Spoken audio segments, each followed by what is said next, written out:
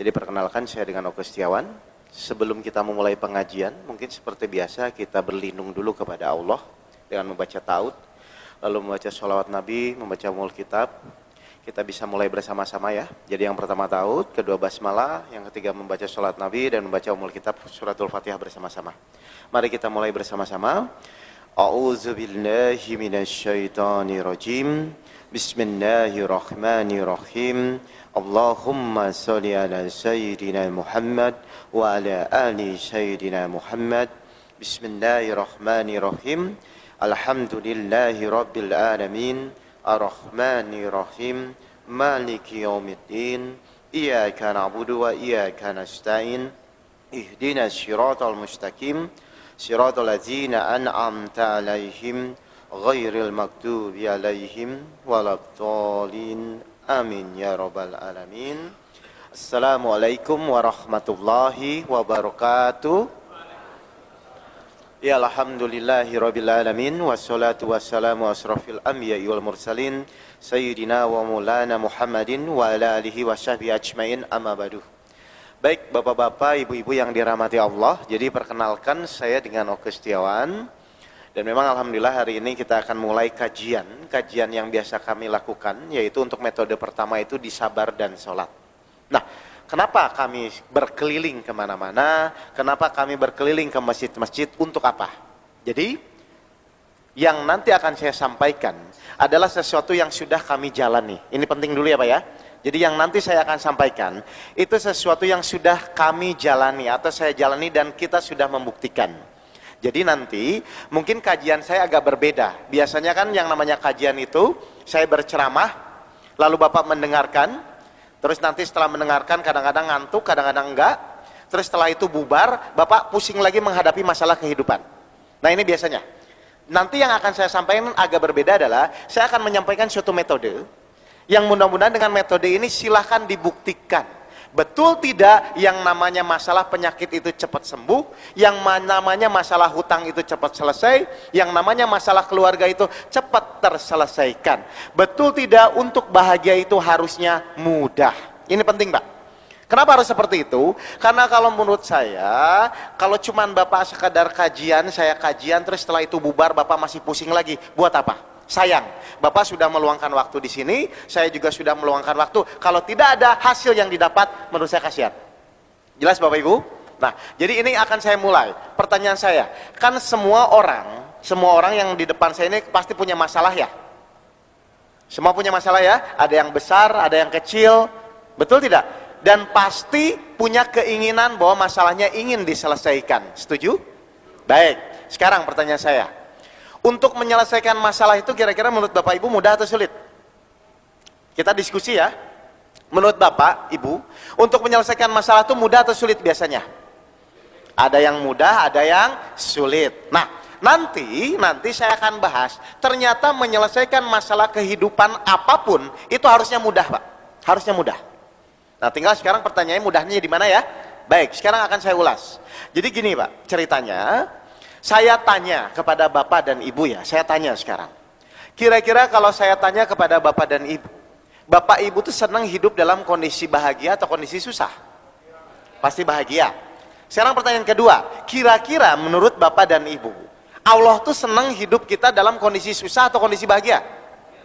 Kenapa kok Bapak Ibu yakin Allah senang kita hidup dalam kondisi bahagia itu kenapa?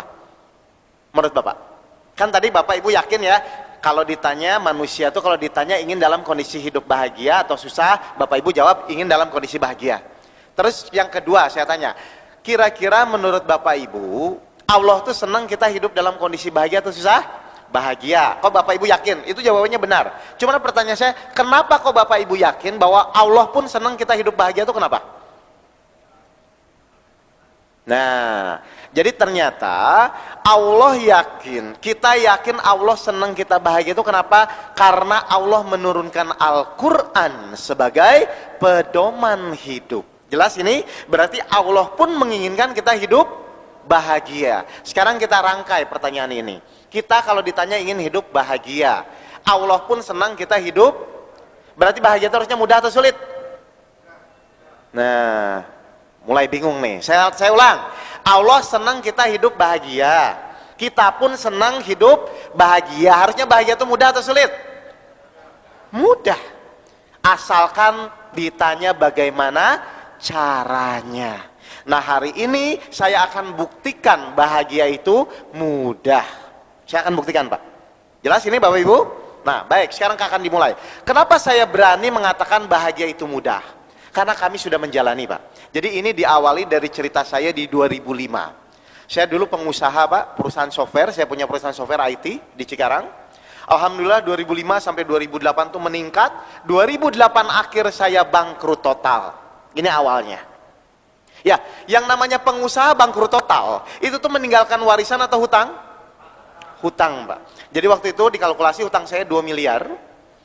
Setelah di akunting publik, hutang saya 2 miliar. Dan harus diselesaikan dalam 3 bulan. Lalu yang kedua, istri saya meminta bercerai. Sama, targetnya 2,5 bulan waktu itu.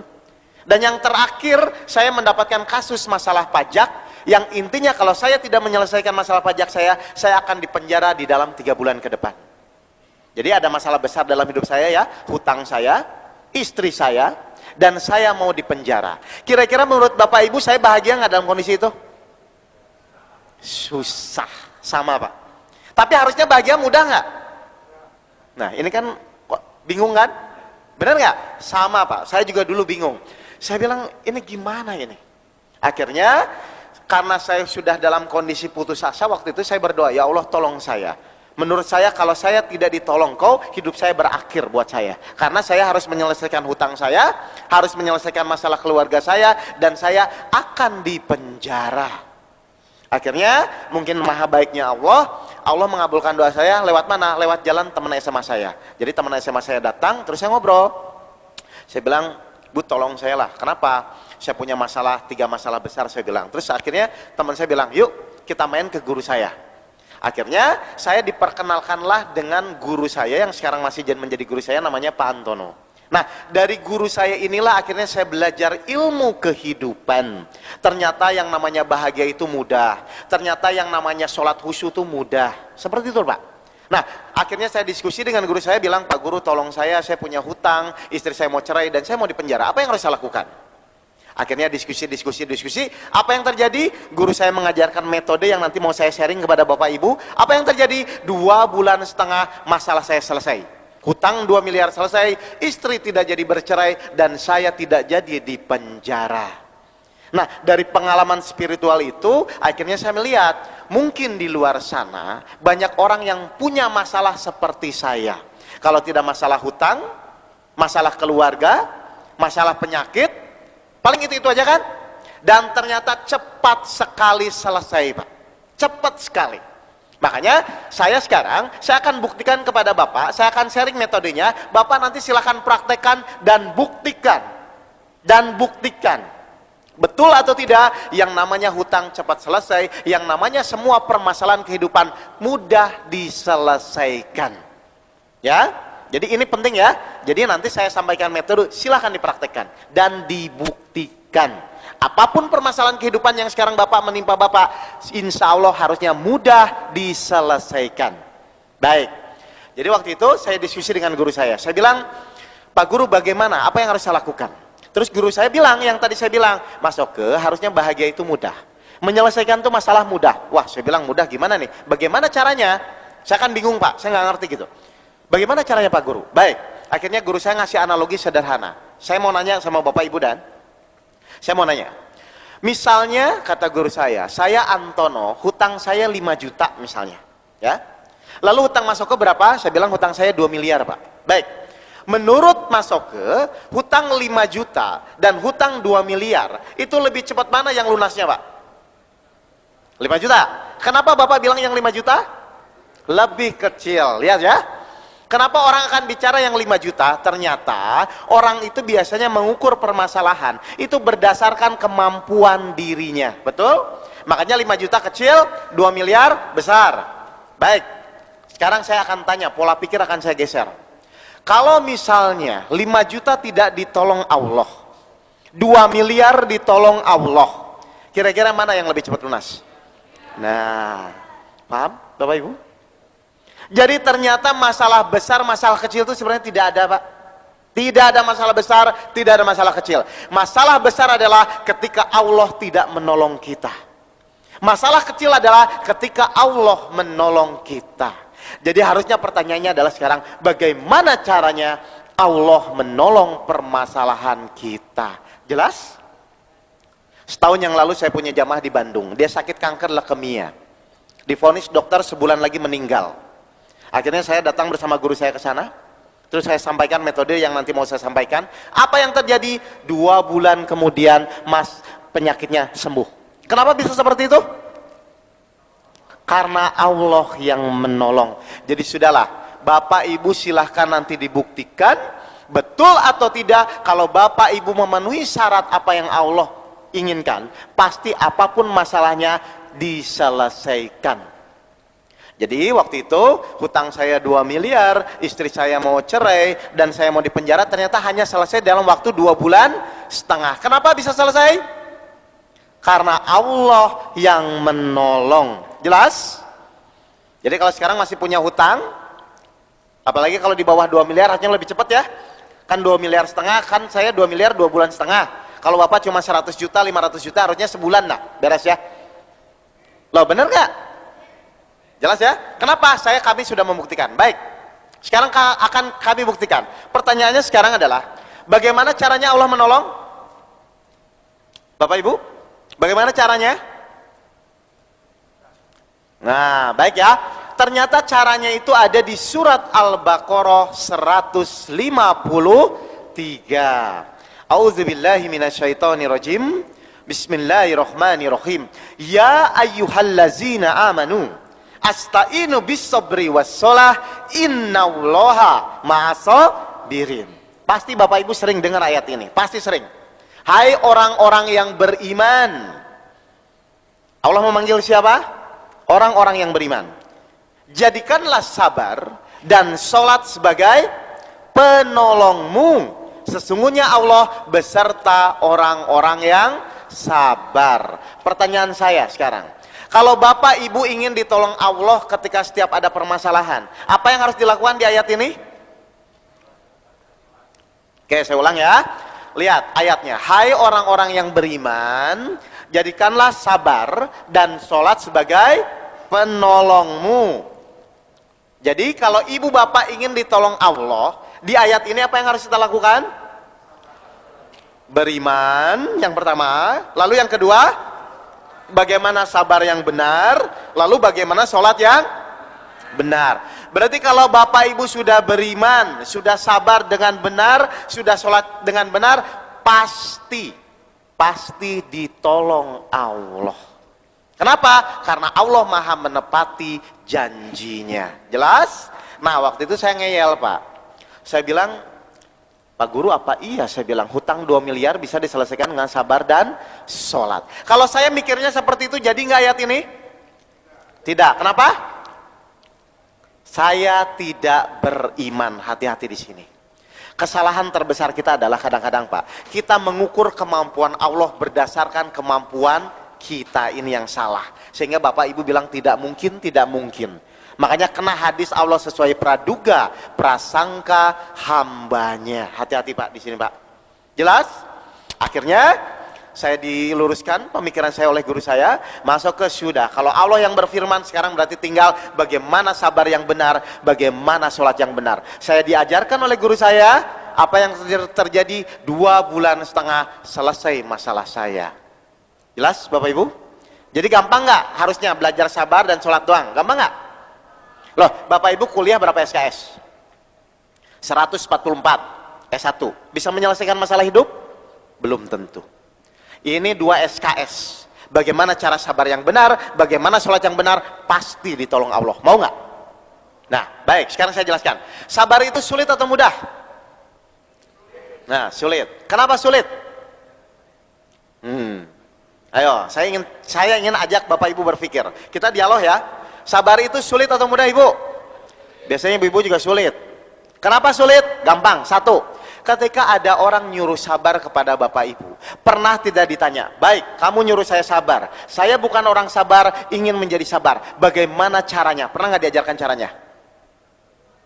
Lah, Kalau tidak pernah diajarkan caranya, Bapak sampai tua pun, Bapak akan bilang pasti sulit. Jadi hari ini saya akan ajarkan, sabar itu mudah. Karena kami akan ajarkan caranya. Jelas? Yang kedua, sholat khusyuk, mudah atau sulit? Nah, sulit lagi. Kenapa sulit? Nah, karena tidak pernah diajarkan caranya. Hari ini saya akan buktikan, Bapak silakan Ibu praktek, buktikan betul atau tidak khusyuk itu halusnya mudah. Ya, jadi tadi saya sudah sampaikan, saya bukan sekedar ceramah, tapi saya akan menyampaikan metode, silakan dipraktekkan dan dibuktikan. Betul tidak kalau sabarnya benar, sholatnya benar, apapun permasalahan kehidupan, insya Allah pasti selesai. Jelas? Jadi bagaimana sabar yang benar, bagaimana sholat yang benar. Baik, sekarang kita akan mulai di sholat dulu ya. Kita mulai sholat, Pak. Saya mau nanya, ketika nanti Bapak Ibu meninggal, amalan yang pertama kali dihisap apa? Sholat. Setuju ya? Setuju. Yang kedua, yang ditanya sholat, itu tuh jasmani kita atau ruhani kita? Ruhani. Jasmani menjadi saksi, surat An-Nur 24-24, dan ruhani menjadi terdakwa. Berarti nanti yang ditanya sholat itu ruhani kita, Pak. Maaf, misalnya Bapak sholat, Allahu Akbar, pikiran jalan-jalan ya, Allahu Akbar, kunci masalah baru kepikir. Nah, kalau sholatnya model seperti itu, ruhani kita sholat nggak? Nah, tidak. Berarti kalau tidak, selama Bapak Ibu di dunia, ruhani tidak pernah sholat, sedangkan nanti meninggal ditanya ruhani kita, berarti ruhani kita bisa menjawab tidak? Tidak. Lah kalau tidak itu, malaikat itu senyum atau nyiksa? Nah, Bapak siap, Ibu siap disiksa? Loh, ayolah Pak. Makanya sampai Allah berfirman di surat Al-Ma'un, surat 4 dan 5, celakalah bagi orang-orang yang sholat. Siapa yang celaka? Orang sholat, Pak.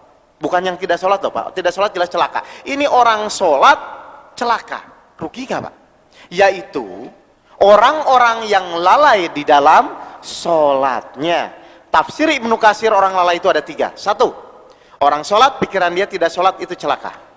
Yang kedua, tidak memenuhi rukun sholat, itu celaka. Yang ketiga, menunda-nunda waktu sholat, itu celaka. Kalau Bapak Ibu kena saja salah satu dari 3 ini, 1, orang sholat pikiran jalan-jalan, celaka.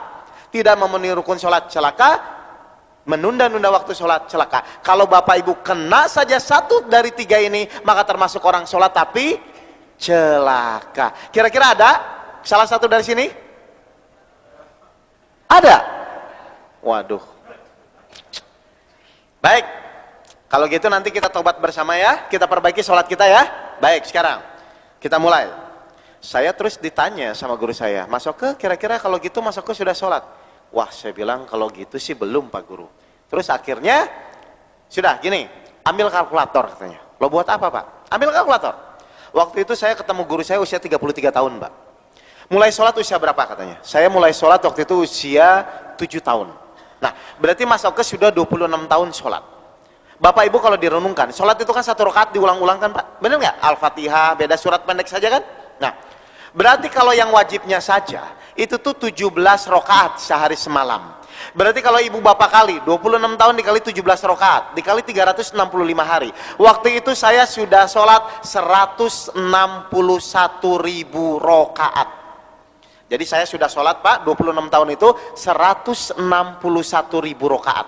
Ditanya oleh guru saya, kira-kira pikiran sudah fokus atau jalan-jalan? Kira-kira jawaban saya apa? Jalan-jalan. Berarti kalau metodenya masih dipertahankan seperti itu, mau ditambah 10 tahun, mau ditambah 20 tahun pun, kalau metodenya sama bakal jalan-jalan nggak? Nah, sekarang saya tanya kepada Bapak Ibu, kira-kira menurut Bapak Ibu sekarang sudah fokus atau jalan-jalan? Aduh, jelas Pak? Ternyata kita harus perbaiki metode sholat kita. Ya, baik. Sekarang, bagaimana caranya? Baik, sekarang kita akan mulai caranya. Kita mulai ya. Saya tanya dulu, apa manfaatnya? Apa pentingnya kita belajar sholat khusyuk menurut Bapak dan Ibu? Apa manfaatnya? Apa? 1. Manfaat kita belajar sholat khusyuk itu yang pertama adalah sebagai penolong kita di dalam kehidupan dunia dan akhirat. Hai orang-orang yang beriman, jadikanlah sabar dan sholat sebagai penolongmu. Jadi di dunia itu manfaatnya ketika bapak ibu punya masalah apapun, ketika memperbaiki sholat, insya Allah itu akan diurai oleh Allah. Jadi kalau bapak sholatnya baik, semuanya akan menjadi baik, Pak. Jadi yang pertama itu.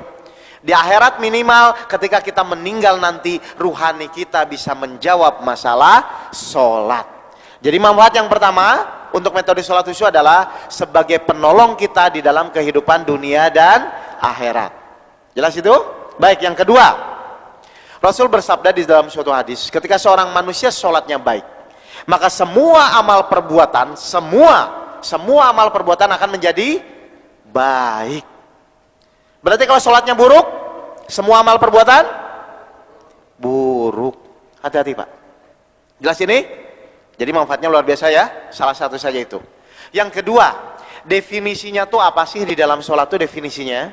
Sholat itu kan menghadap kepada Allah. Jasmani menghadap kiblat, ruhani menghadap Allah. Lalu menyampaikan bacaan sholat dengan bahasa Arab. Di situ ada pernyataan, pujian dan doa. Lalu sesuai syarat dan rukunnya sholat. Setuju? Baik, sekarang menghadap kepada Allah. Misalnya saya menghadap bapak nih, ya, saya menghadap ibu, atau saya menghadap ibu nih, saya menghadap ibu. Tapi pikiran saya ke Pak Ferry misalnya, saya menghargai ibu nggak? Tidak. Jelas? Saya ulang. Misalnya saya menghadap ini bapak-bapak di sini, tapi pikiran saya ke pasar misalnya, saya menghargai bapak nggak? Tidak. Sekarang saya tanya, bapak ibu sholat menghadap siapa? Itu pikiran kemana, Pak? Pikiran kemana? Loh, bapak sehari 5 kali sholat menghadap Allah, itu pikiran kemana? Berarti selama ini sholat kita menghargai Allah atau tidak? Tidak. Berarti dalam metode sholat yang pertama adalah bagaimana kita harus mampu menghadap. Bagaimana caranya? Nanti saya sampaikan. Jelas ini? Jadi yang pertama harus mampu menghadap. Jelas? Baik, yang kedua, menyampaikan bacaan sholat. Nah, saya ditanya, kira-kira yang namanya menyampaikan, itu tuh kita harus tahu nggak apa yang kita sampaikan? Harus tahu nggak? Harus tahu ya. Lucu nggak kalau kita menyampaikan sesuatu tapi kita tidak tahu? Lucu nggak? Lucu ya? Baik, saya ditanya sama guru saya. Baik, pas masuk ke sholat, di atahiyat pertama, itu ngomong apa sama Allah? Saya bilang, atahiyatul mubarakatuh, sholawatu, toibatu lillah. Ditanya, Pak, artinya apa? Kira-kira waktu itu saya bisa jawab nggak? Kira-kira bisa jawab nggak waktu itu Pak saya? Tidak. Berarti lucu nggak selama ini saya sholat? Ditanya, Mas Oke sudah 161.000 rakaat. Yang namanya menyampaikan itu kita harus tahu apa yang kita sampaikan. Ditanya oleh guru saya, waktu di atahiyat pertama tuh ngomong apa sama Allah? Saya bilang atahiyatul mubarakatuh sholawatu toibatu lillah. Terus ditanya, apa artinya? Waktu itu kira-kira saya bisa jawab nggak Pak? Tidak. Berarti selama ini saya sholat lucu Pak. Menyampaikan tapi tidak tahu apa yang disampaikan. Makanya sampai Allah berfirman di surat An-Nisa ayat 43, A'udzubillahi minasyaitonirrajim, Bismillahirrahmanirrahim. Hai orang-orang yang beriman, janganlah engkau sholat sedang kau dalam keadaan mabuk sehingga kau mengerti apa yang kau sampaikan. Jadi untuk metode yang kedua, kalau kita ingin khusyuk di dalam sholat, suka tidak suka, kita harus tahu apa yang kita sampaikan. Jadi mau 100.000 rakaat, mau 200.000 rakaat, kalau bapak ibu tidak tahu apa yang disampaikan, maka seperti orang mabuk. Jelas bapak ibu? Bapak ibu kalau renungkan, di Al-Fatihah itu ada 7 ayat Pak. 4 ayat pertama itu pujian kepada Allah. Dari Bismillah sampai Malik Yaumiddin itu memuji kepada Allah. Ayat yang kelima itu pernyataan kepada Allah. Iyyaka na'budu wa iyyaka nasta'in. Ayat yang ke-6 dan ke-7 itu berdoa kepada Allah. Ihdinas siratal mustaqim. Berarti saya tanya, berarti ketika kita membaca Al-Fatihah, itu sikapnya sama atau beda? Yang pertama pujian, yang kedua pernyataan, yang ketiga berdoa. Berarti artinya sikapnya sama atau beda? Beda, karena ada sikap memuji, ada sikap berdoa, ada sikap pernyataan. Selama ini saya tanya Bapak Ibu ketika membaca Al-Fatihah, itu sama atau beda sikapnya? Sama saja. Inilah yang menjadi masalah. Kenapa? Karena biasanya kurang memahami makna bacaan sholat. Jadi hal yang kedua adalah kita harus tahu apa yang kita sampaikan. Yang pertama harus mampu menghadap, yang kedua harus tahu apa yang kita sampaikan. Jelas? Baik, yang terakhir adalah sesuai syarat dan rukunnya sholat. Syarat dan rukunnya sholat itu ada yang 13, ada yang 16, ada yang 18. Saya nggak bahas itu. Tapi yang saya bahas, salah satu dari rukun sholat, pernah dengar yang namanya tumanina? Tumanina itu apa, Bapak Ibu? Berhenti sejenak, dan itu termasuk rukun sholat. Rukun itu apa? Yang harus dilaksanakan. Kalau tidak sah. Baik, sekarang karena sholat itu terdiri dari gerakan dan ucapan, berarti harus ada tumaninah gerakan dan harus ada tumaninah ucapan. Saya akan urai satu persatu. Untuk apa tumaninah gerakan, untuk apa tumaninah ucapan. Jelas? Baik, saya akan praktek tumaninah ucapan dulu. Ya. Saya sebentar Pak Ferry. Saya akan praktekkan tumaninah tumaninah gerakan. Ya. Secara umum, tumaninah gerakan itu kan berhenti di antara dua gerakan. Ya. Berarti nanti dari posisi saya ini ke posisi nanti ini harus ada berhentinya Pak, harus ada berhentinya karena berhenti di antara. Jelas ini metode ya, metode itu saya tidak menyalahkan yang sudah Bapak Ibu lakukan, tidak. Baik, biasanya orang umum sholat adalah biasanya begini, Allahu Akbar, betul? Sekali lagi, Allahu Akbar. Kalau seperti ini ada berhentinya nggak Pak? Tidak, bagus. Lalu di mana berhentinya? Harusnya kita lihat ya, kan tadi berhenti di antara, berarti Allah. Nah, ketika takbir kita berhenti. Mau 3 detik, 4 detik harus berhenti. Untuk apa? Nanti saya jelaskan. Allahu Akbar. 1. Jelas ini? Lalu yang kedua, biasanya posisi dari sidakap ini ke posisi ruku. Ini orang umum biasanya lihat ya Pak. Kan Allahu Akbar. Kan gini ya? Sekali lagi, lihat. Allahu Akbar. Nah, kalau seperti itu, ada berhentinya enggak? Ada berhentinya enggak? Tidak. Harusnya di mana berhentinya? Kita lihat, ya. Allah, pas di sini ya, posisi sini ya, keruku ya. Allah, 1, lihat ya. Terus turun. 2, tenang. Baru turun. Jelas? Nah, yang terakhir biasanya posisinya dari sini itu langsung mau ke sujud kan ya. Biasanya adalah sami Allahu liman hamidah. Nah. Oh, sip. Nah, ya, oke Pak. Kasihan nanti Bapak pegangnya terus. Oke, saya ulang. Biasanya dari sini lihat posisi sini, ini kan biasanya sami Allahu liman hamidah. Sekali lagi, sami Allahu liman hamidah. Kalau seperti itu ada berhentinya tidak? Padahal tadi kita bilang tumanina itu harus berhenti di antara dua gerakan. Di mana berhentinya? Lihat. Jadi yang pertama, untuk berhenti angkat dulu. 1, tenang. Posisi sempurna. Baru sami Allah. 2, kuliman hamidah. 1, 2, 3. Berhenti sejenak. Pertanyaan saya, lebih sopan yang menggunakan tumaninah atau yang tidak menggunakan tumaninah? Nah, jadi tumaninah gerakan di sini adalah adab, sopan santun kita menghadap kepada Allah. Bapak ibu pun kalau menghadap atasan kira-kira sopan atau gerasak gerusuk? Sopan. Apalagi menghadap Allah, Pak. Jadi fungsi tumaninah gerakan di sini adalah sopan santun kita, adab kita menghadap kepada Allah. Saya jelaskan, ini metode. Saya tidak menyalahkan apa yang sudah Bapak Ibu lakukan selama ini, tidak.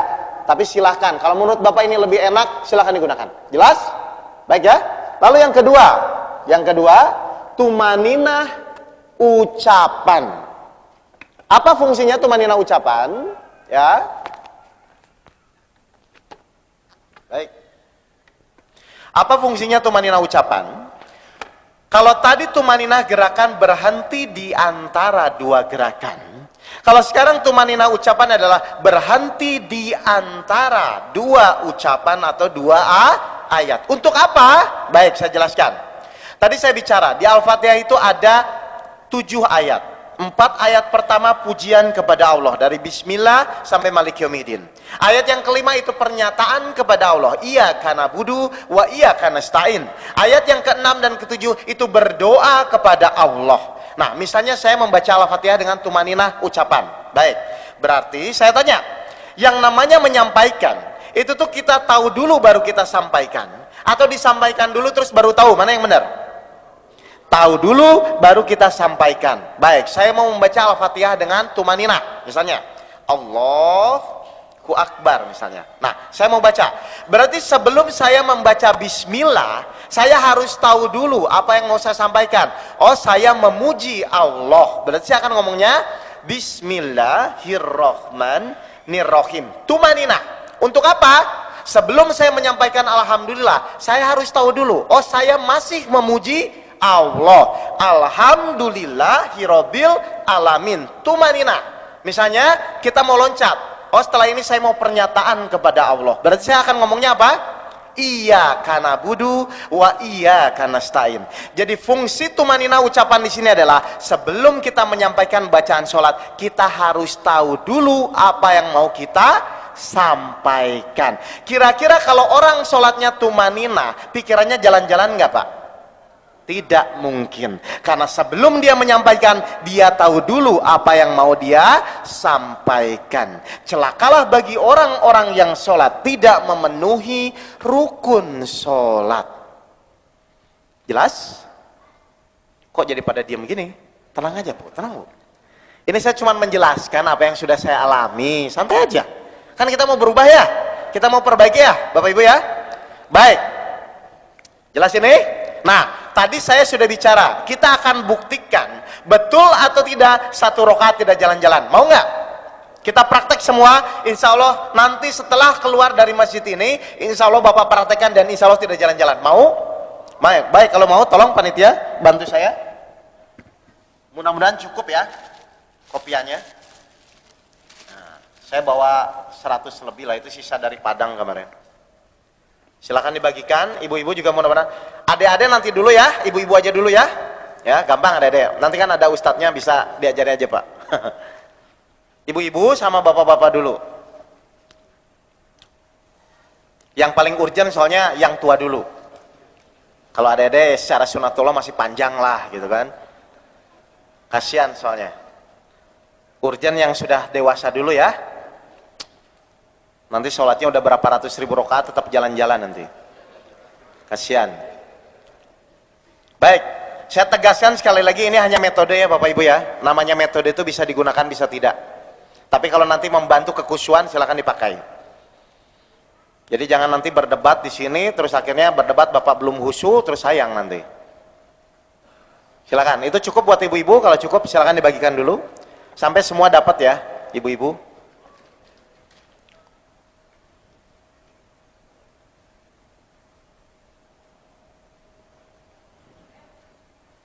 Silakan dibagi. Kita akan buktikan khusyuk itu tidak sulit. Ini penting.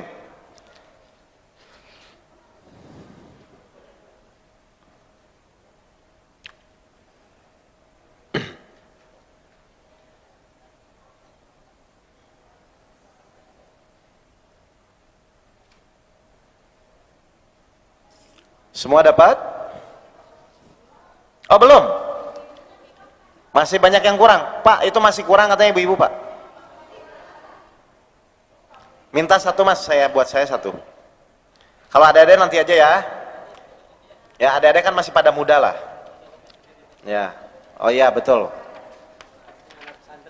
Oh, ya udah, apalagi di pesantren lah, udah, sip. Ini yang penting yang tua-tua dulu.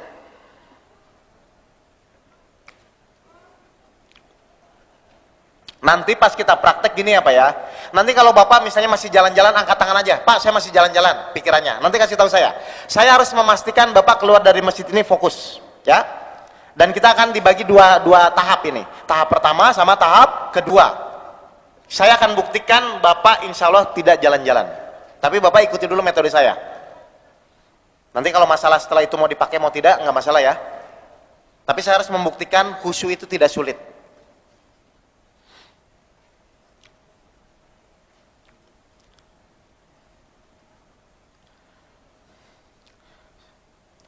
Baik, sudah semua terima? Kalau lebih tolong dikesinikan lagi Bu. Nanti mau saya copy lagi buat kajian nanti sore.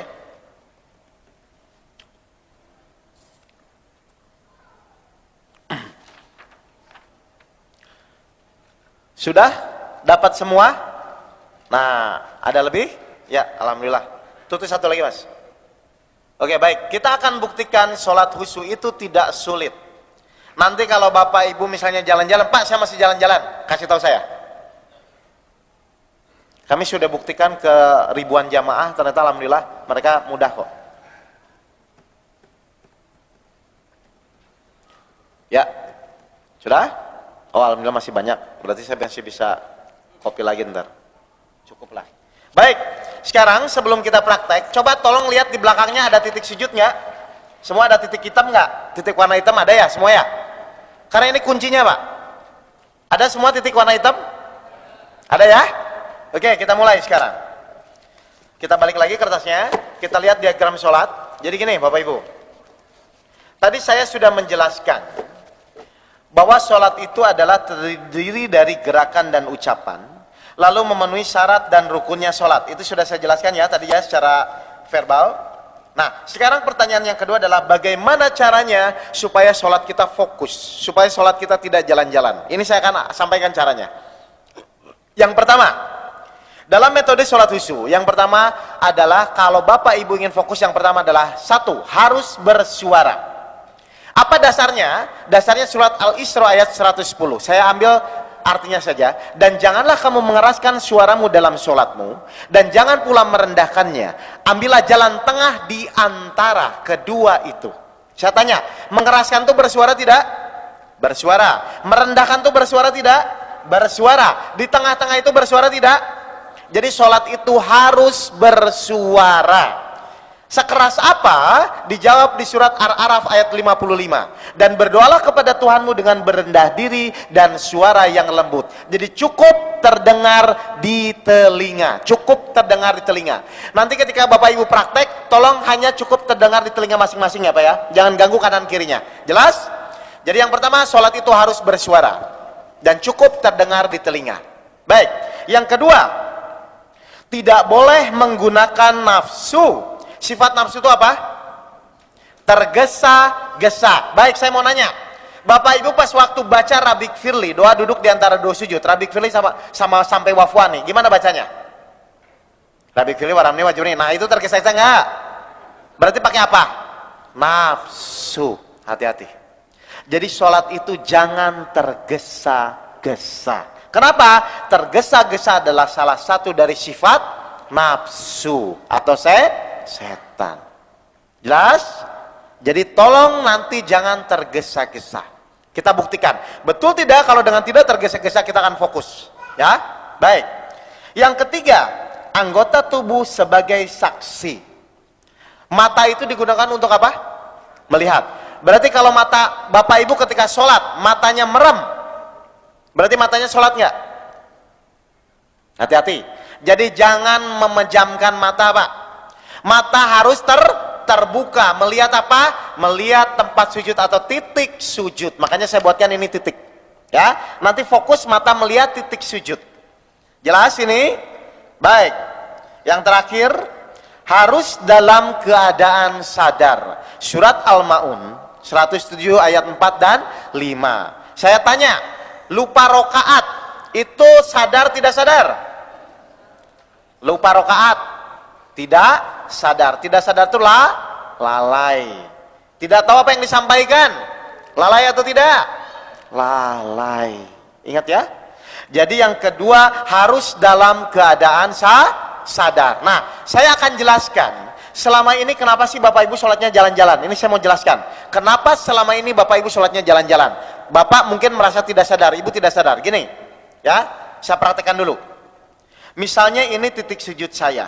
Ya, ini titik sujud saya. Misal, ini Bapak Ibu perhatikan dulu saya. Kalau saya sadar, berarti apa yang saya lihat ini? Titik sujud. Ini sadar nih. Orang sadar itu berarti apa yang dia lihat, itu yang dia sampaikan. Berarti sekarang saya masih melihat titik sujud. Orang sadar itu apa yang dia lihat, dia yang pikirkan itu. Kalau saya mikirkan titik sujud, berarti ini titik sujud. Berarti saya sadar. Nah, misalnya saya sholat nih. Ini ibu bapak jalan-jalan tuh gini. Saya sholat. Allahu Akbar misalnya. Pas saya ngomong Bismillahirrohmanirrohim, masih melihat titik sujud. Berarti saya sadar nggak? Sadar. Alhamdulillah masih. Pas Ar-Rahman, tiba-tiba pikiran saya ke mall. Ya, ngelihat sepatu. Oke, sekarang apa yang saya lihat? Sepatu. Loh, bener nggak? Lihat.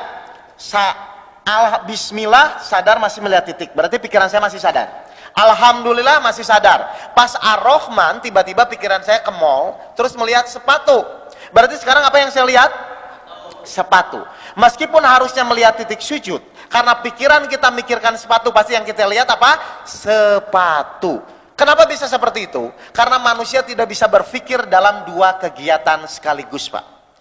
Meskipun ini harusnya Bapak melihat titik sujud, karena pikiran jalan-jalan ke mall, melihat sepatu, pasti yang dilihat sepatu. Nah, parahnya apa?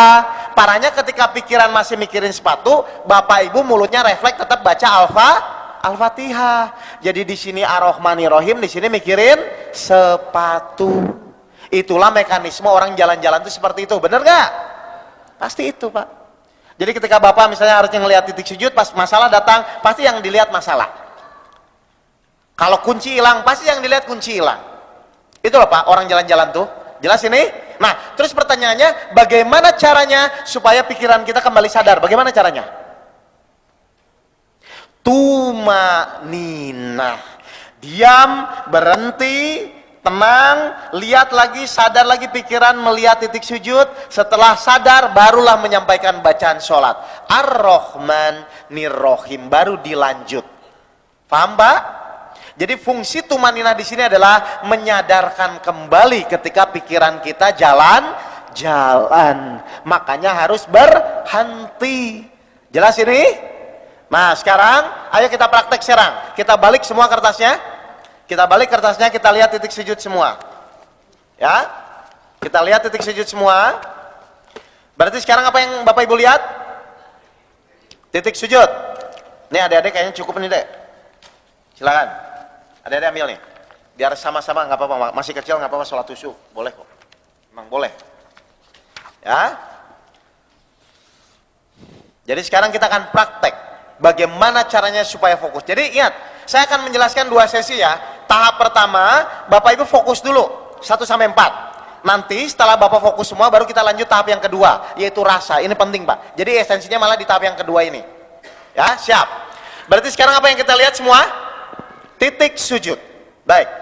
Karena posisi kita duduk, kita baca duduk di antara 2 sujud saja. Dari Rabbik Firli sampai Wafwani ya. Kan Rabbik Firli, Warhamni, Wajburni, Warfa'ni, Warzukni, Wahdini, Wa'afini, Wafwani. 8 ya? 8 ya? Ingat, yang pertama apa yang harus kita sampaikan? Harus bersuara. Jadi tapi cukup terdengar di telinga. Jadi ini kita bacanya nanti harus bersuara ya Pak ya. Bapak Ibu jelas? Baik. Yang kedua apa? Jangan tergesa-gesa. Ingat, berarti bacanya tenang dulu Pak. Jangan disambung. Jangan Rabbik Firli Warhamni, pasti jalan-jalan itu. Bacanya gini. Rabbik Firli. Mata fokus melihat titik sujud. Warhamni. Fokus ya. Wajburni. Nah, misalnya pas warfani pikiran saya ke pasar. Apa yang harus saya lakukan? Diam, lihat lagi titik sujud, baru warfa'ni, warzukni. Jelas? Jangan disambung, Bu. Kalau disambung Bapak jalan-jalan. Ingat ya? Baik. Yang terakhir, yang ketiga apa? Mata melihat titik sujud. Bisa kita mulai? Oke, kita mulai ya. Kita mulai. 8 permintaan. Rabbik Firli sampai wafwani. Tenang, perlahan-lahan, lihat mata titik sujud. Jangan disambung. Kalau disambung pasti jalan-jalan, Pak. Kita mulai, siap? Ibu-ibu di belakang siap? Oke, kita mulai, siap? 1, 2, 3. Tolong sampaikan dengan tenang dan perlahan-lahan. Silahkan, lihat titik sujud, silahkan.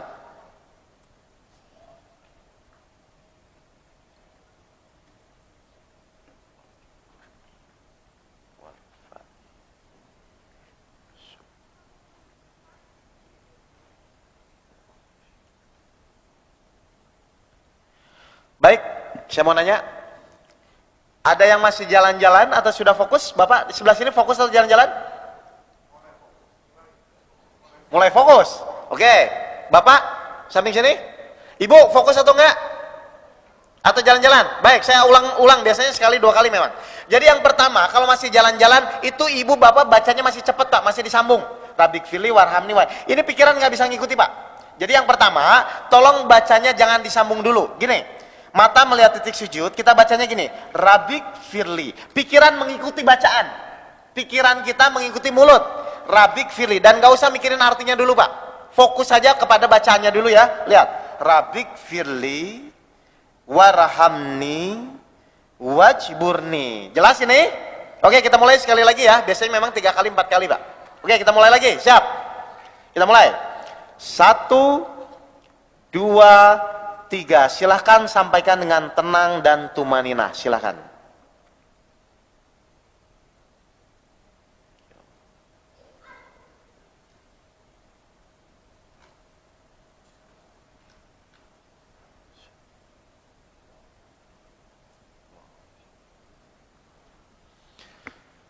Oke, baik.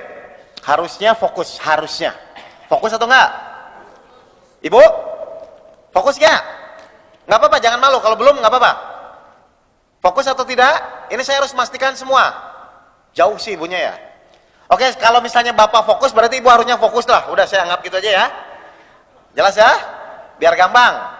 Jadi intinya harus tenang seperti itu. Nah, sekarang inti sholat yang kedua ini Pak. Kita balik lagi, kita masuk tahap yang kedua. Ini intinya di sini. Insya Allah kalau bapak sudah masuk tahap ini, harusnya sudah tidak jalan-jalan. Kita mulai. Ya. Tadi saya menjelaskan nomor 1 sampai 4. Itu target saya, memang Bapak Ibu yang penting fokus dulu. Itu target pertama. Nah, sekarang hal yang esensinya adalah di nomor tahap kedua ini. Saya akan menjelaskan nomor 5. Lihat. Allah sangat dekat. Surat 50 ayat 16. Allah lebih dekat dari urat leher kita. Pertanyaan saya, Ibu Bapak percaya Allah sangat dekat? Percaya. Pertanyaan kedua, apakah kita sudah dekat? Kalau Allah sudah dekat, apakah kita sudah dekat? Belum tentu. Lah, bagaimana caranya? Bagaimana cirinya? 1, kalau sholat Bapak Ibu masih pikiran jalan-jalan, pasti belum dekat. Yang kedua, ketika mendapatkan permasalahan kehidupan masih pusing, pasti belum dekat. Yang ketiga, ciri orang dekat kepada Allah adalah doanya mudah dikabulkan. Kalau Bapak Ibu belum termasuk yang ini, berarti belum mendekat. Kalau merasa dekat, silahkan boleh-boleh saja. Tapi harus ada tolok ukur, harus ada cirinya dekat kepada Allah. Pertanyaannya, lalu bagaimana caranya supaya kita bisa mendekat kepada Allah? Dengan apa? Dengan apa? Kita bisa mendekat dengan apa? Dengan sholat khusyuk. Khusyuk itu apa? Rasa. Berarti suka tidak suka, kita kalau ingin dekat kepada Allah, sholat harus menggunakan rasa. Bagaimana caranya? Baik, sekarang saya jelaskan. Coba saya mau nanya, gula itu rasanya apa? Oke, tolong jelaskan. Rasa manis adalah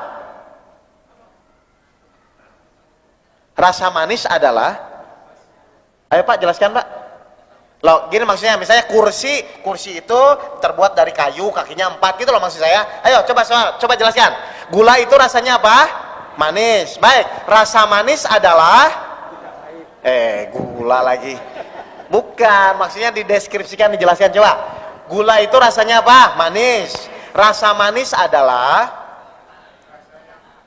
ayo. Bisa tidak? Saya jelaskan. Ya, tidak ada satupun orang di muka bumi ini yang bisa menjelaskan rasa.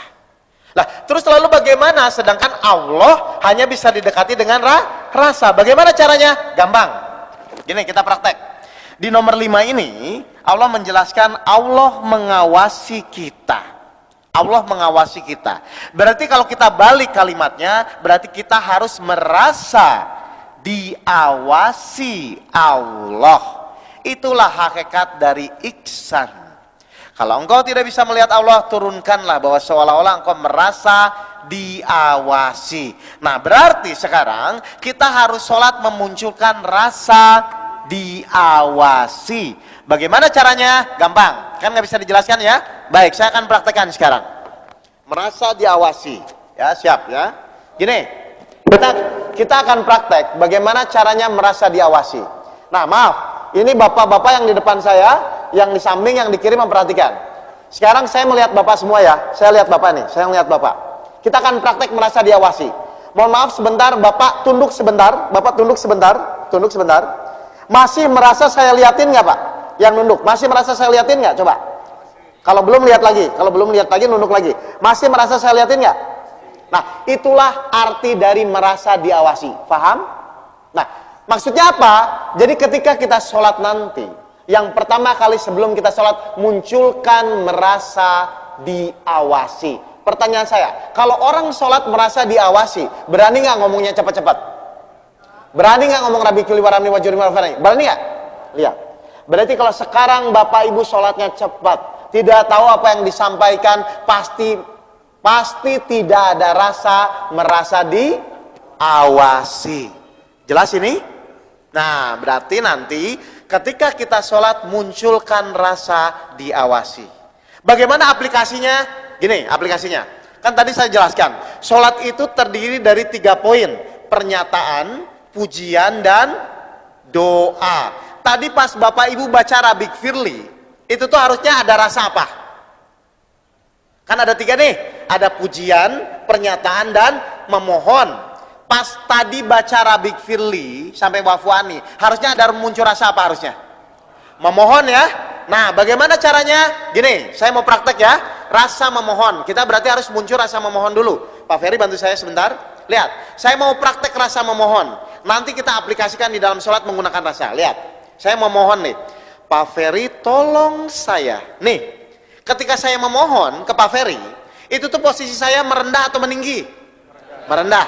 Yang kedua, saya berharap sungguh-sungguh Pak Ferry bisa nolong saya. Jelas? Ini rasa memohon. Jelas ini? Nah, makasih. Sekarang Bapak Ibu harus tahu dulu rasa memohon ya. Kalau gitu Bapak Ibu praktek ke kanan dan kirinya, tolong. Mohon coba. Ke temennya praktek. Coba, yang penting tahu rasa memohon. Sebentar. Yang musuhan baikan dulu sebentar. Coba, rasa memohon. Yang penting tahu. Coba. Yang penting tahu dulu. Yang penting tahu rasa memohon. Ingat ya.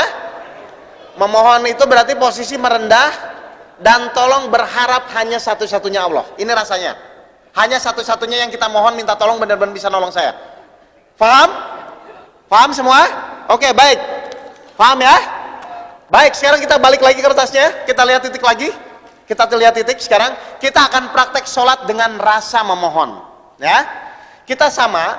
Kita bacanya tetap Rabbik Firli sampai wafwani. Cuman sebelum nanti menyampaikan, munculkan rasa memohon yang tadi.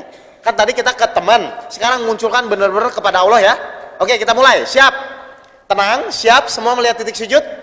Lihat titik sujudnya semua? Kita akan praktek dengan memunculkan rasa memohon sebelumnya. Kita mulai. Siap?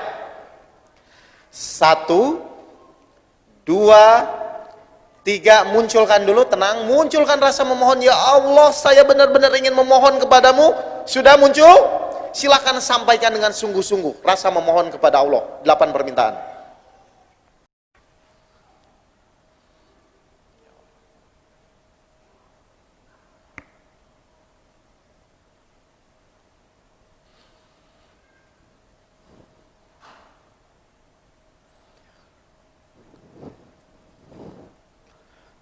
Baik. Jalan-jalan nggak? Tidak mungkin, Pak. Jelas, Bapak Ibu? Kenapa tidak jalan-jalan? Kenapa ketika kita munculkan rasa kok kita menangis? Kenapa dengan memunculkan rasa kok jadi fokus total? Kenapa? Saya jelaskan. Karena ketika Bapak memunculkan rasa, maka secara otomatis ruhani kita mulai sholat. Itu loh Pak. Jadi ketika nanti Bapak munculkan rasa di dalam sholat, dengan secara otomatis ruhani kita sholat. Sekarang saya tanya balik sekarang. Sudah berapa tahun ruhani Bapak Ibu tidak sholat? Ayo. Bayangkan. Sedangkan kalau kita ingin sholat menggunakan ruhani kita harus memunculkan rasa. Di sholat itu cuma ada 3 Pak. Cuma ada 3 rasa. Rasa memohon, rasa memuji, dan rasa pernyataan. Kalau pernyataan itu diwujudkan di luar sholat. inna sholati wa nusuki, iyyaka na'budu wa iyyaka nasta'in, asyhadu alla ilaha illallah. Itu diwujudkan di luar sholat. Tapi kebanyakan di dalam sholat itu tuh hanya ada dua rasa, kebanyakan memuji dan memohon. Jelas ini? Nah, berarti nanti ketika Bapak Ibu dalam sholat, nih saya mau praktek sholat ya, jelas ya tadi rasa memohon gitu ya. Jadi gini nanti, ketika kita akan praktek di dalam sholat, berarti apa yang harus dimunculkan? Misalnya di sholat itu cuma ada tiga rasa ya, memohon, pernyataan, dan memuji. Ini kan cuma tiga ini. Nah, misalnya saya mau sholat, misalnya saya mau takbir, berarti apa yang harus saya munculkan ketika saya mau takbir? Rasa apa? Memuji. Munculkan dulu. Tenang, saya mau memuji Allah. Allahu Akbar. Ini langsung kerasa, Pak. Jelas ini? Nah, terus kita baca Al-Fatihah kan? 4 ayat pertama pujian. Tahu dulu, baru kita sampaikan. Tenang. Bismillahirrahmanirrahim. Dengan kondisi rasa memuji. Jelas ini? Lalu ayat yang kelima apa? Pernyataan. Pernyataan itu gini, Pak, besok saya datang. Berarti saya harus membuktikan pernyataan di luar sholat itu kan? Berarti iyyaka na'budu wa iyyaka nasta'in. Ayat yang ke-6 dan ke-7 apa? Berdoa, memohon. Tunjukilah kami jalan yang lurus. Berarti sikap memohon kayak tadi. Ihdinas siratal mustaqim. Tenang saja, Pak. Munculkan rasa. Secara otomatis saat nanti Bapak Ibu akan sholat dengan sangat-sangat enak. Jelas? Menikmati sholat. Terus setelah itu apa? Kita ruku misalnya. Nah, sama ruku pun dari sini. Allah, ini udah memuji ya. Turun ya, tenang. Allahu Akbar. Nah, pas posisi ruku, ini tolong jangan langsung ngomong. Biasanya langsung kan, subhanallah. Jangan dulu Pak, tenang Pak, tumaninah dulu. Untuk apa? Memunculkan rasa. Rasa apa ketika kita mau ruku? Memuji. Tenang, memuji itu rasanya bersungguh-sungguh. Tenang. Baru subhana rabbiyal azim wa bihamdi. 3 kali, silahkan. Angkat lagi, terus kita ke sujud. Apa yang harus dimunculkan rasa sujud? Memuji lagi. Nah, ini yang paling penting itu pasti ini. Setelah sujud, itu kan kita duduk di antara 2 sujud. Saya waktu itu bingung. Kenapa ya? Kok sholatnya baik, semuanya jadi baik? Ada apa di sini? Ternyata, ini poin di sini Pak. Saya tanya, doa yang mustajab, itu tuh di dalam sholat atau di luar sholat? Di dalam sholat. Nah, ketika Bapak Ibu duduk di antara 2 sujud, itu kan mustajab kan? Kalau Bapak Ibu mintanya pakai rasa kayak tadi, itu 8 Bu. 1, ya Tuhanku ampunilah saya, rabbik firli. Kasihanilah saya, warhamni. Tutuplah aib saya, wajburni. Angkatlah derajat saya, warfa'ni. Berilah saya rezeki, warzukni. Berilah saya petunjuk bagi yang punya masalah, wahdini. Berilah saya kesehatan bagi yang sakit, wa'afini. Maafkanlah saya, wafu'ani. Kalau 8 permintaan, 17 kali sehari semalam, dan kita mintanya dengan rasa seperti tadi, kira-kira harusnya Allah kabulkan tidak Pak? Sholatnya baik, semuanya menjadi baik. Inilah sholat yang menolong saya di 2008 akhir ketika saya bangkrut total, ketika istri saya mau bercerai, dan ketika saya mau dipenjara. Ini sholat yang menolong saya Pak. Saya rubah sholat saya bukan dari kuantitas, tapi kualitas sholatnya. Saya rubah seperti itu. Apa yang terjadi? Seminggu kemudian teman saya datang ngasih proyek. Apa yang datang lagi? Orang bank datang, coret-coret tinggal 50%. Apa yang terjadi? Pajak ada pemutihan. Istri tidak jadi bercerai. Ternyata setelah saya perbaiki sholat saya, maka semuanya menjadi baik. Pas posisi duduk di antara 2 sujud ini, tolong jangan disia-siakan Pak. Karena itu doa yang mustajab. Allah memberi kesempatan kepada kita yang wajib saja 17 kali dalam sehari semalam. Saya tanya, selama ini Bapak pas duduk di antara 2 sujud mintanya gimana? Nah, yang kayak gitu tuh terkabul nggak? Rabbik fili warhamni wajurni yang kayak gitu. Ayolah Pak, Bu, praktekan itu, silahkan dibuktikan. Betul tidak? Kalau sholat kita benar-benar menggunakan rasa, Allah akan menolong. Harusnya menolong Pak. Karena itu luar biasa. Rezeki, kesehatan, petunjuk, derajat, maafkanlah, ampuni, semua komplit di sana. Tolong jangan disia-siakan di sini Pak. Doa duduk di antara 2 sujud. Kita biasanya kan kalau duduk di antara 2 sujud itu kan set kan gitu aja ya. Tidak terasa. Nah, Saya praktekkan gini. Kan tadi posisinya ya, posisi kita duduk ya, mata melihat titik sujud, fokus, terus apa yang disampaikan pelan-pelan, kan tadi posisi duduk ya. Benar ya? Nah, seperti itu. Nah, sekarang kalau posisi berdiri, Pak, tekniknya sama. Melihat titik sujudnya sama, fokus bacaannya sama, pelan-pelannya sama. Kalau berdiri bedanya apa? Hah? Bacaannya. Kalau tadi duduk bacaannya Rabbik Firli, kalau berdiri bacanya Alfa. Kalau tekniknya sama, melihat titik sujud, pelan-pelan, berarti harusnya berdiri fokus juga nggak? Berarti harusnya 4 rakaat fokus nggak? Fokus. Yang penting teknik ini, Pak. Lihat titik sujud, pelan, tenang, dan menggunakan rasa. Jadi tidak mungkin sholat itu 4 rakaat jalan-jalan kalau Bapak Ibu mengikuti tadi, teknik yang tadi. Jelas ini? Baik. Terus yang terakhir, tolong bedakan ya, Pak. Saya waktu itu salah dalam menyampaikan. Tolong bedakan antara menyampaikan dan mengartikan. Dulu saya waktu belajar sholat awalnya gini. Allahu Akbar. Bismillahirrahmanirrahim, dengan nama Allah yang Maha Pengasih dan Penyayang. Itu namanya nggak boleh, itu namanya mengartikan, Pak. Ya, bukan ya? Atau yang kedua, mulut menyampaikan bacaan sholat, hati mengartikan. Itu juga nggak boleh, itu namanya duilingual. Lah, terus gimana caranya? Sholat itu satu bahasa gini. Misalnya saya ngomong Assalamualaikum, perlu diartikan tidak? Tapi Bapak sudah paham nggak? Nah, itulah maksudnya. Jadi sholat itu melebur menjadi satu. Misalnya contoh, saya di atahiyat. Saya mau atahiyat itu kan Isra Miraj kan, Rasul bertemu Allah. Lalu Rasul memuji Allah, segala kehormatan, tahu dulu attahiyatul. Segala keberkahan mubarakatuh. Segala keselamatan sholawatu. Segala kebaikan hanya untukmu ya Allah, thayyibatulillah. Paham? Jadi tahu dulu baru kita sampaikan. Jelas ini? Bukan dua-duanya, bukan.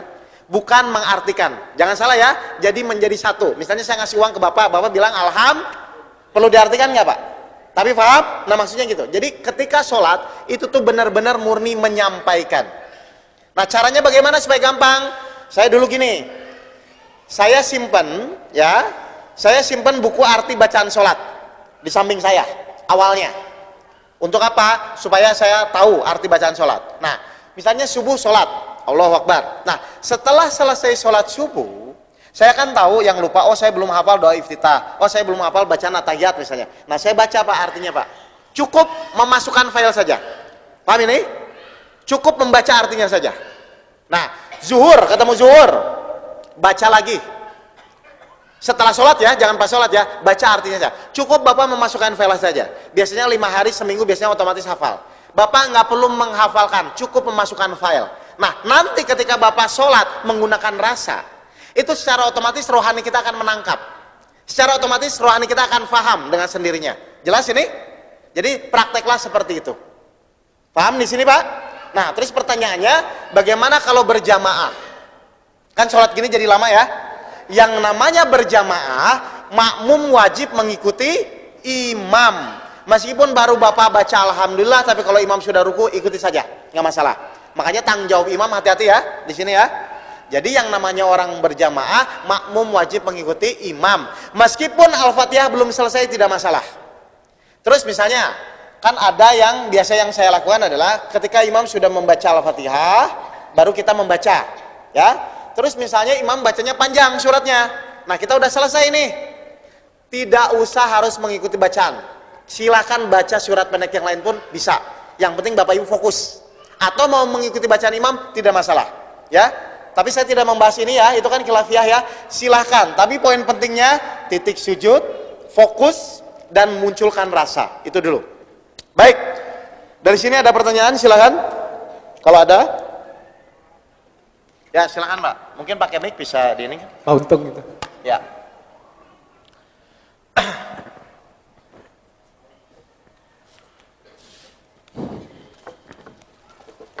Assalamualaikum Pak Ustadz. Waalaikumsalam.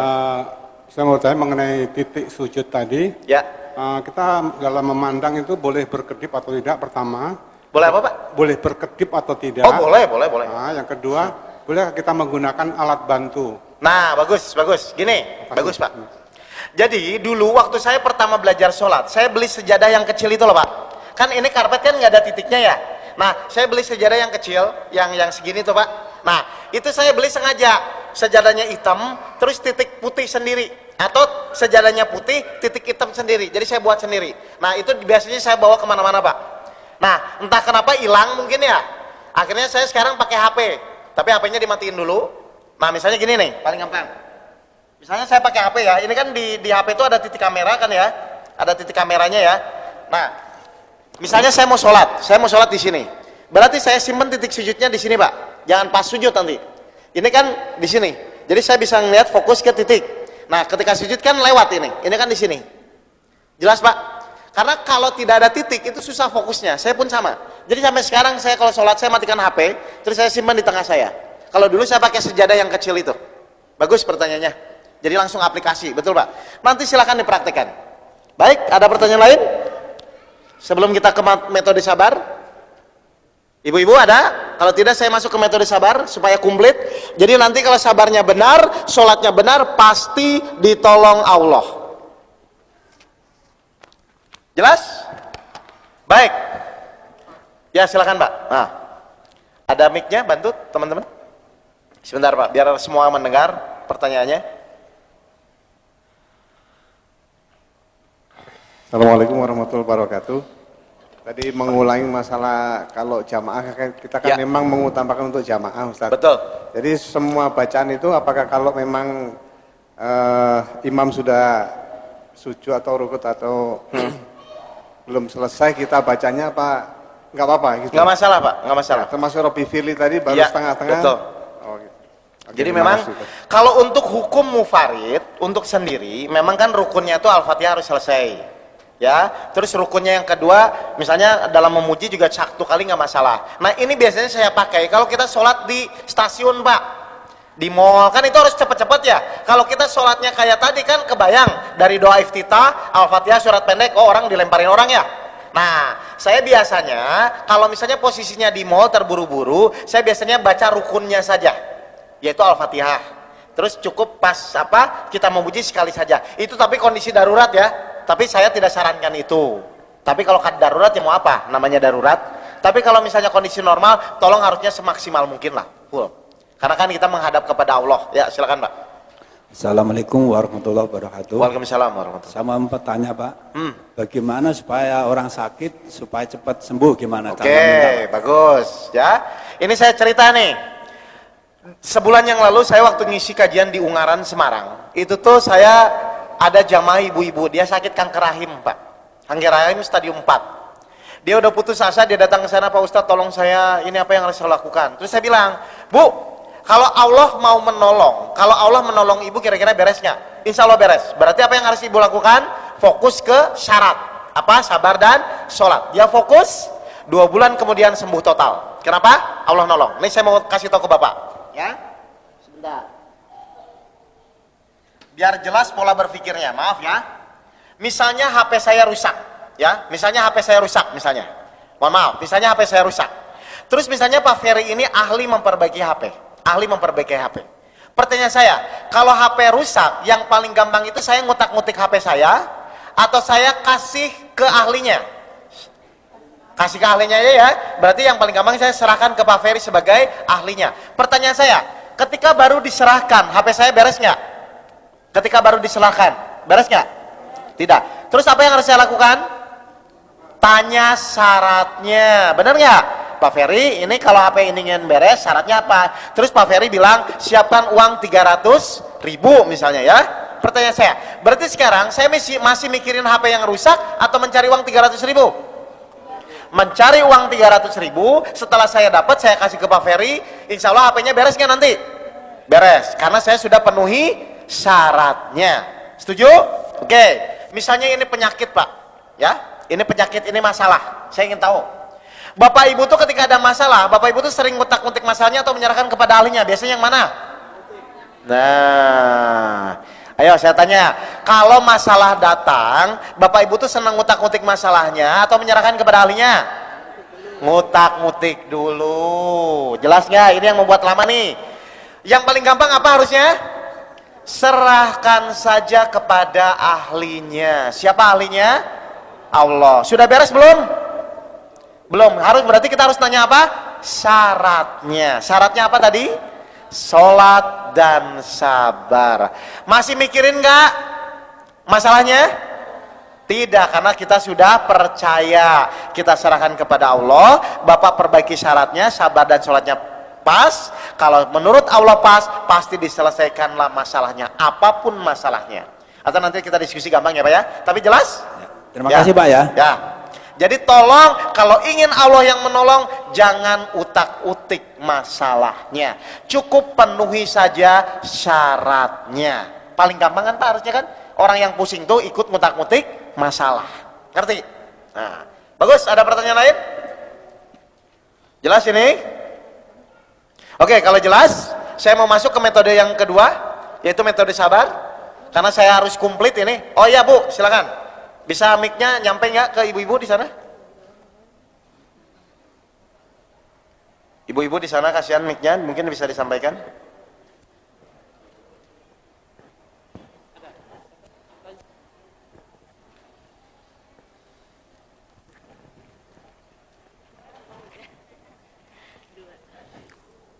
Baik, silakan.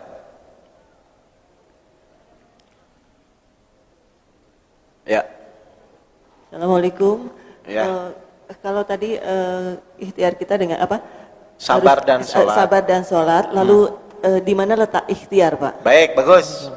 Jadi gini, ketika kita sudah jelas di surat 13 ayat 11, Allah berfirman bahwa Allah merubah nasib suatu kaum berdasarkan usaha kaum tersebut. Jelas ini? Jadi, ketika ibu ikhtiar tetap ibu jalani. Ingat ya, jalani. Ikhtiar bapak ibu tetap jalani, tapi sabar dan sholatnya ditingkatkan. Jadi kalau misalnya yang sakit berobat, silakan berobat, tapi sabar dan sholatnya ditingkatkan. Jelas Bu di sini Bu? Oke, misalnya gampangnya gini, kalau misalnya ibu punya masalah hutang, ya, punya masalah hutang seperti saya masalah hutang, yang namanya hutang itu harus dibayar nggak? Harus. Jadi yang pertama ibu lakukan tetap jalani, ikhtiar silahkan. Cuman sabar dan sholatnya tolong ditingkatkan. Jadi bukan merubah sesuatu yang sudah biasanya ya. Usaha silahkan, berobat silahkan, ikhtiar silahkan. Cuman yang saya tegaskan, tolong ditingkatkan metode sabarnya, metode sholatnya. Jadi ikhtiar tetap dilakukannya Bu ya. Jelas ini? Jelas Bu? Halo? Jelas ini? Baik ya? Oke, nanti lebih jelasnya saya sampaikan pas metode sabar. Baik, ada lagi pertanyaan? Jadi tetap ikhtiar harus dijalankan, silakan. Cuman yang perlu ditingkatkan sabar dan sholatnya saja. Tidak merubah sesuatu yang sudah dilakukan, tidak. Ya. Pak Ustadz, ya. Saya tertarik tadi, ini adalah masalah yang sering terjadi di masyarakat atau dalam hal pernikahan atau dalam keluarga. Ya. Tadi menceritakan di awal tadi Pak Ustadz mengalami ya sesuatu ya ada hutang dan lain-lain sampai istri minta bercerai.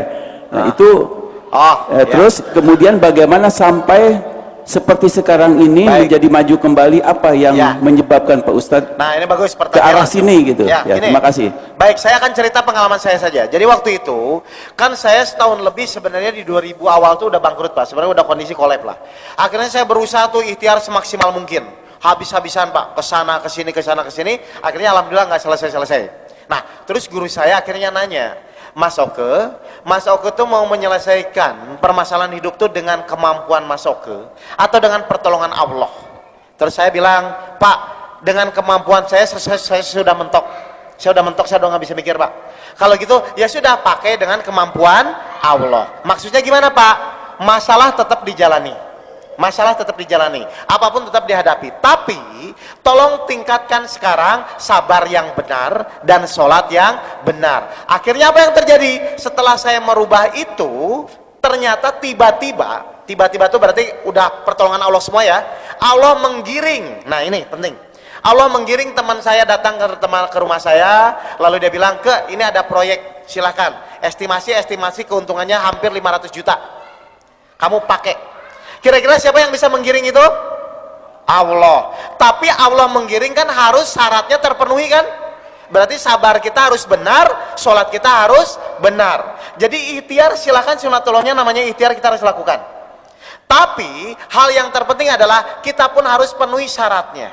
Karena kalau ibu bapak tidak penuhi syaratnya, mau ikhtiar habis-habisan pun, kalau belum memenuhi syarat, biasanya nggak akan ditolong Pak.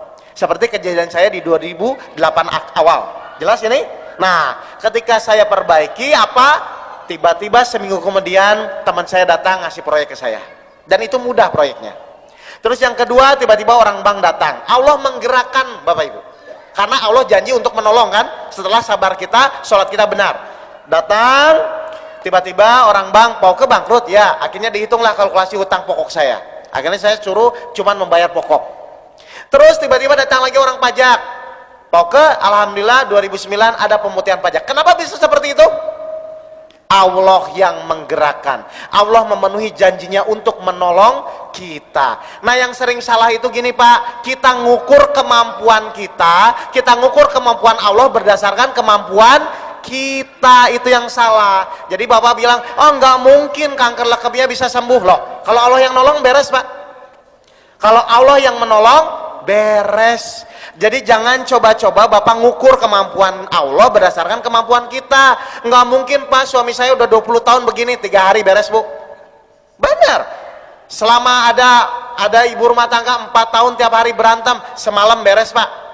Jadi jangan mengukur kemampuan Allah berdasarkan kemampuan kita, ini salahnya kita Pak. Makanya tadi saya bilang, 5 juta sama 2 miliar, mana yang lebih cepat lunas? 5 juta kan? Saya geser, kalau 5 juta tidak ditolong Allah, 2 miliar ditolong Allah, mana yang lebih cepat lunas? 2 miliar. Inilah Pak, pola berpikir Pak. Jadi tolong jangan coba-coba ngomong tidak mungkin. Kalau tidak mungkin, ibu masih menyelesaikan dengan kemampuan ibu. Kalau ingin mungkin, yakin bahwa Allah yang menolong. Syaratnya apa? Penuhi saja syaratnya. Sabar yang benar, sholat yang benar. Masalah jalani saja. Jelas? Bagus Pak ya? Jadi intinya ketika saya sudah perbaiki sabar dan sholat saya, dengan mudahnya Allah menggerakkan semua orang yang intinya mengabulkan doa saya untuk diselesaikan permasalahan hidup saya. Paham di sini? Jadi tidak ada yang tidak mungkin kalau Allah menolong permasalahan kita. Tidak ada yang tidak mungkin. Bagus. Ada lagi pertanyaan? Ya Pak, silakan.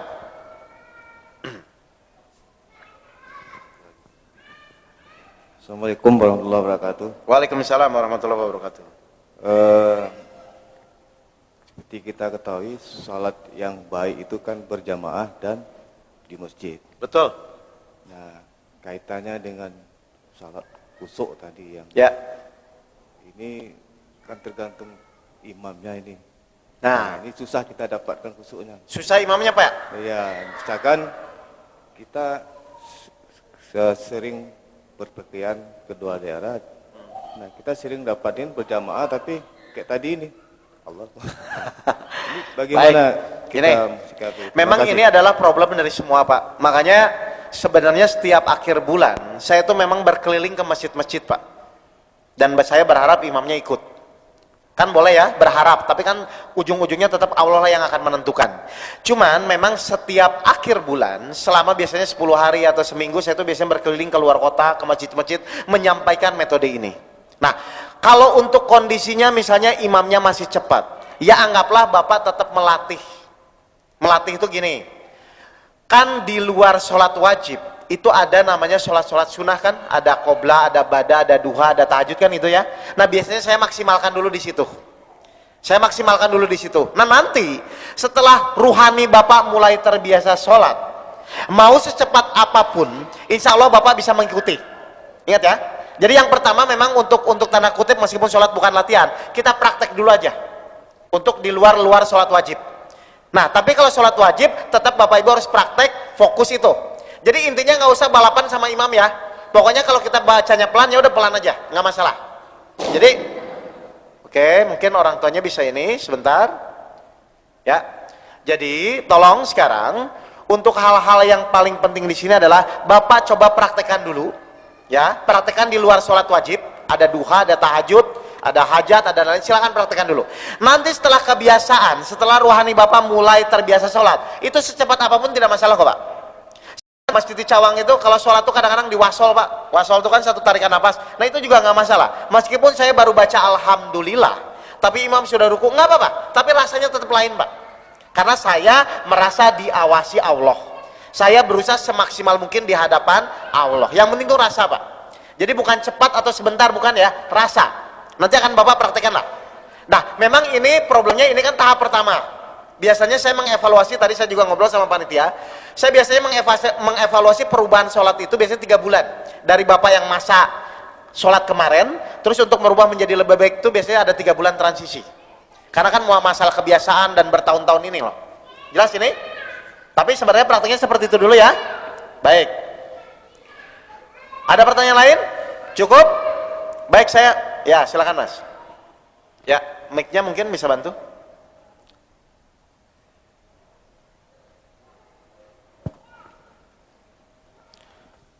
Assalamualaikum warahmatullahi wabarakatuh. Waalaikumsalam warahmatullahi wabarakatuh. Ya, begini Ustaz yang saya tanyakan. Ini untuk mencari kebahagiaan itu memang salah satunya sholat, sabar, dan iman tadi Ustaz ya. Betul. Tapi ada pengalaman itu Pak ya. Orang yang durhaka kepada orang tua itu kadang-kadang saya perhatikan hidupnya itu. Jadi gini, gitu. Saya jelaskan ya Pak ya. Kita itu hanya berusaha. Urusan hasil itu Allah yang tahu. Cuman ketika kita membaca di Al-Fatihah, saya tanya, semua orang yang saya di sini itu kan pasti ingin bahagia kan? Betul ya? Ingin bahagia dan ingin menikmati dalam hidupnya. Coba lihat di Al-Fatihah, itu tuh ketika kita bicara ihdinas sirotol mustaqim, itu tuh kita minta bahagia atau minta jalan yang lurus? Nah, kok nggak minta bahagia? Kenapa? Ayo, saya kasih tahu. Jadi tugas kita tuh hanya berikhtiar, hanya berproses. Makanya kita minta di jalan yang lurus. Kalau Bapak Ibu sudah di jalan yang lurus, secara otomatis Allah akan memberikan rasa nikmat. Jalan yang lurus yaitu bukan jalan orang-orang yang sesat, yaitu jalan yang Engkau beri anugerah nikmat. Jadi fokus kita itu tuh mencari bahagia atau berada di jalan yang lurus. Cukup kita berada di jalan yang lurus Pak. Nah kalau durhaka kepada orang tua, itu tuh di jalan yang lurus atau tidak? Pasti tidak bahagia. Jadi kalau sekarang Bapak Ibu belum bahagia, kalau kita balik pasti belum berada di jalan yang lurus. Karena kalau orang sudah berada di jalan yang lurus, pasti bahagia. Jelas ya? Jadi fokus kita hanya pada prosesnya. Urusan hasil husu, urusan bahagia itu adalah urusan Allah. Makanya orang sering kecewa ketika kita mikirin hasil Pak. Jangan coba-coba ya. Nanti ada metode tawakal Pak, dengan yang tadi saya jelaskan. Baik, ada pertanyaan lagi? Jelas? Ya sudah, kalau gitu kita masuk ke metode sabar ya. Saya perlu setengah jam soalnya. Baik, sekarang saya tanya, tadi saya jawab, tadi saya tanya, sabar itu sulit atau mudah? Nah, sulit. Kenapa sulit? Kenapa sabar itu sulit? Karena tidak pernah diajarkan caranya. Nah, hari ini saya akan ajarkan caranya supaya Bapak Ibu mudah dalam bersabar ya. Sekarang kan ada kata-kata mutiara, apa yang sering didengar tuh sabar ada batasnya. Semut aja kalau diinjak pasti ngigit. Intinya jangan sabar, kan itu aja ya. Nah, kenapa yang dikejar jangan sabar? Baik. Sekarang saya akan ajarkan Bapak Ibu bagaimana caranya sabar, metodenya seperti apa, prakteknya seperti apa. Karena Ibu harus latihan. Baik. Sekarang saya mau nanya. Di dunia ini kan hanya ada 2 kejadian, ya. Kejadian enak dan tidak enak. Ada lagi nggak? Hanya 2 ya. Kejadian enak dan tidak enak. Misalnya saya bicara kejadian enak misalnya. Misalnya saya bilang gini, Pak sabar ya, saya kasih uang 10 juta. Bapak perlu latihan sabar nggak nerima uang dari saya 10 juta? Nggak usah ya. Coba saya ulang. Di dunia ini hanya ada 2 kejadian. Kejadian enak dan tidak enak. Misalnya saya bicara kejadian enak. Saya bilang gini, Pak sabar ya, saya kasih uang 10 juta. Bapak perlu latihan sabar nggak nerima uang dari saya 10 juta? Perlu nggak? Nggak usah kan? Artinya apa? Ternyata sabar itu tidak cocok dengan kejadian yang enak. Semua orang gampang menerima. Jelas ini? Berarti kejadian enak semua orang bisa menerima ya? Saya nggak usah ajari ya? Nggak usah ajari ya? Nah, jadi yang namanya kejadian enak saya nggak usah ajari. Nah, yang kedua, kejadian tidak enak. Nah ini, orang bermasalah tuh di sini Pak. Misalnya saya bilang, Pak sabar ya kemarin difitnah orang. Pas nggak saya ngomong gitu? Pas nggak? Pak sabar ya kemarin difitnah orang. Pak sabar ya istrinya cerewet. Pas nggak saya ngomong gitu? Pas. Artinya apa? Ternyata sabar itu adalah pasangannya kejadian yang tidak enak.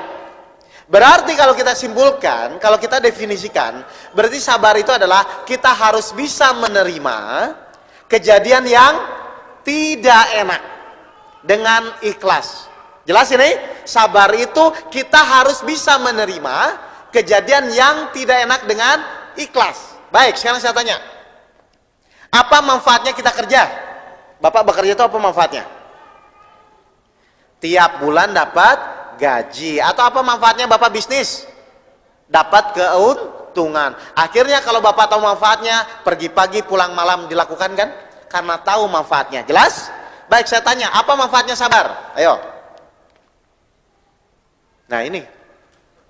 Loh, semua orang Pak, kalau tidak tahu manfaatnya, ini masalah. Dia nggak akan mau. Makanya ada kata-kata sabar ada batasnya. Bapak tadi saya tanya, ibu tadi saya tanya, apa manfaatnya bekerja? Oh, tiap bulan dapat gaji. Artinya pergi pagi, pulang sore Bapak mau melakukan. Karena tahu manfaatnya. Sekarang saya tanya, apa manfaatnya sabar? Kenapa? Nah, mau sabar terus? Nah, belum tentu. Jelas ini? Saya jelaskan. Yang pertama, betul Pak. Manfaat kita sabar yang pertama adalah innallaha ma'as-sabirin. Sesungguhnya, Allah bersumpah Pak.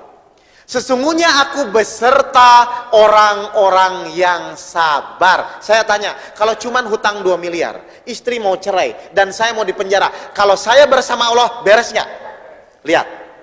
Sesungguhnya Allah beserta orang-orang yang sabar. Kalau Bapak sabarnya benar, pasti masalah beres. Berarti kalau sekarang istri masih cerewet, Bapak sudah merasa sabar, tapi istri masih cerewet, berarti Bapak sabar belum? Belum. Karena kalau Bapak sabar, istrinya insya Allah berubah. Akhlaknya ya Pak, bukan istrinya. Akhlak istrinya berubah. Dari yang tidak cerewet menjadi tidak cerewet. Jelas ini? Kalau Bapak sabar, harusnya masalah Bapak selesai.